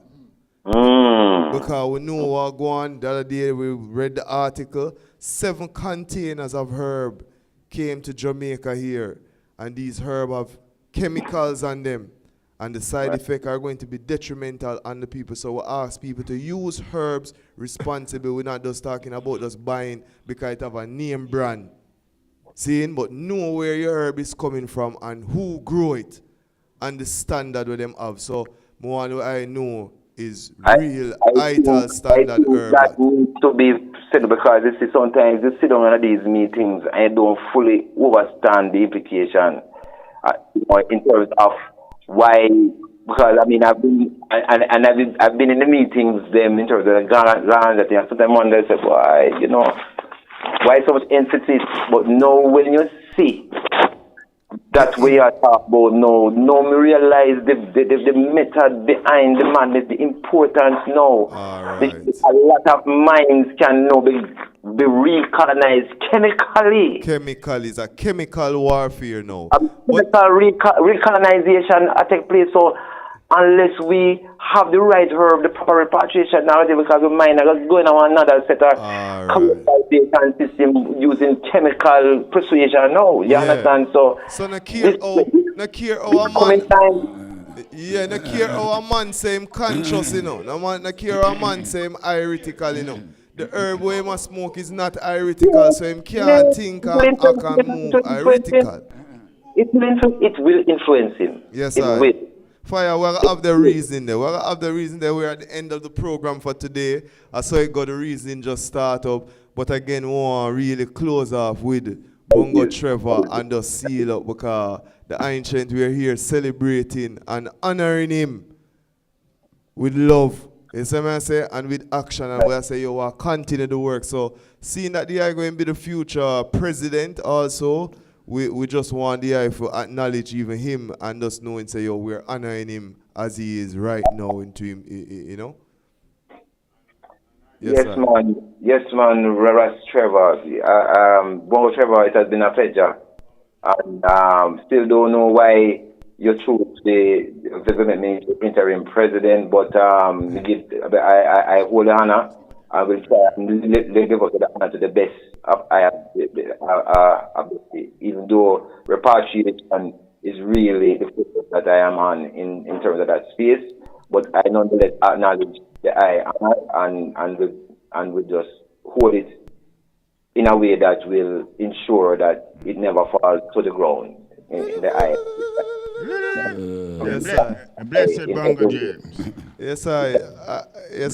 Yeah, blessed Bongo James. I must say, I respect you to the max to be the everlasting president. Yeah. We don't want to go that far, Bonky. We want to get back to a place after, everything is done, that the proper voting and procedure get back in place. But I give thanks to the vote. Yeah, man, by saying this, we just say you're fit for the position, you know? That is. The ones them say once a president, always a president for you. So, yes, man said, yeah, if you know that. And again, Bongo Trevor, everlasting president, you know, see? Everlasting. Yeah, man. For life, man. I'm a president for life. Man. Yeah, man. I'm tell you, say everlasting. So give thanks again, family. Love and honor, yeah?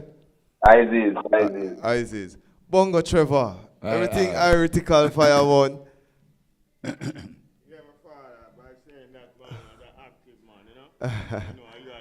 Yes, I am an endorsing.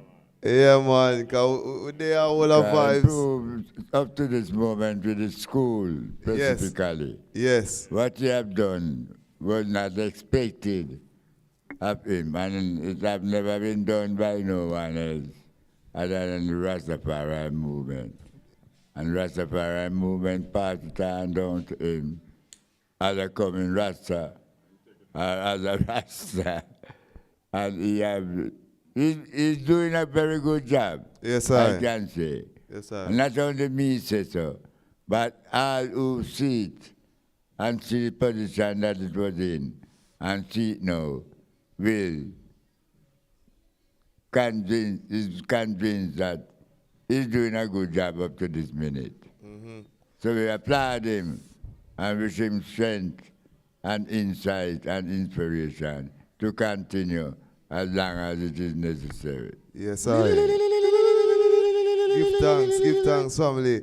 Well, Bongo Trevor, we give thanks that you invited us here, and the day was just awesome for I still, It's a learning experience, and again, we want to give strength to what is going on here. Zine, we want to big up Queen Mother Kerida.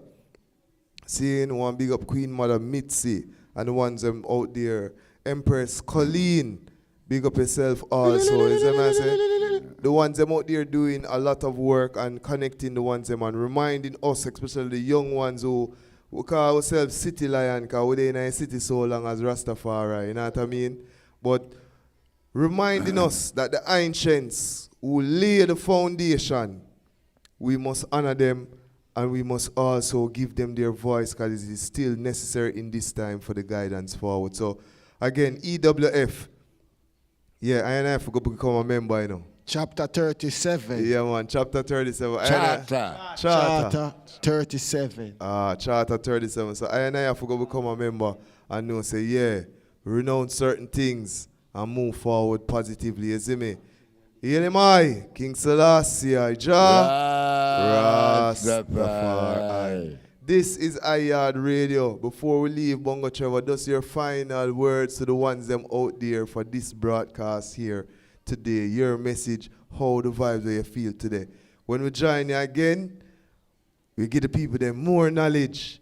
But what is your knowledge for today? Yes, sir. People of the community, Parade Ground, from Cedarbib to Parade Ground, and in here in Liston. And so that this program is based on development, not only at the High School, but in the vicinity of the community that we exist in. Every Rasta man within his community must try to develop in his community. And this is one of the steps that we are taking now through the instrumental and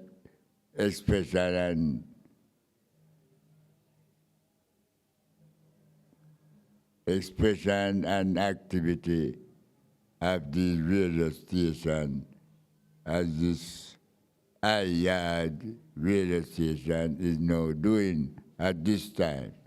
We commend their works, and we ask that they continue, not only this community, but the community entirely in central Kingston until they go further out in the rural areas. But for right now, this is a great start, and let us continue. In the name of His Imperial Majesty, Emperor Selassie. Heroes, as we say, prince and princesses shall come out of Egypt, and Ethiopians shall stretch forth our hands unto God. He is the God of Ethiopia, divine majesty. Thy spirit come into our heart to dwell in the path of righteousness, lead us. Endow us with thy wise mind, knowledge, and understanding to do thy will. Thy blessing to us, O Jah, is that the hungry be fed, the naked clothed, the sick nourished, the aged protected, and the infants cared for. When our enemies are past and decay, in the depth of the sea, in the depth of the earth, and in the bowels of the beast, oh, give us all a place in thy kingdom, O thou most high life, Sata Masagana la Nigusa la Silasi Kadamawi. Ye Raspatari of Pitrat, Kibir la Amlak Sao, Wadada, Wandin. Bless us and sanctify us, and keep us prepared by the next meeting. Oh, Jah, Rastafari. Aye.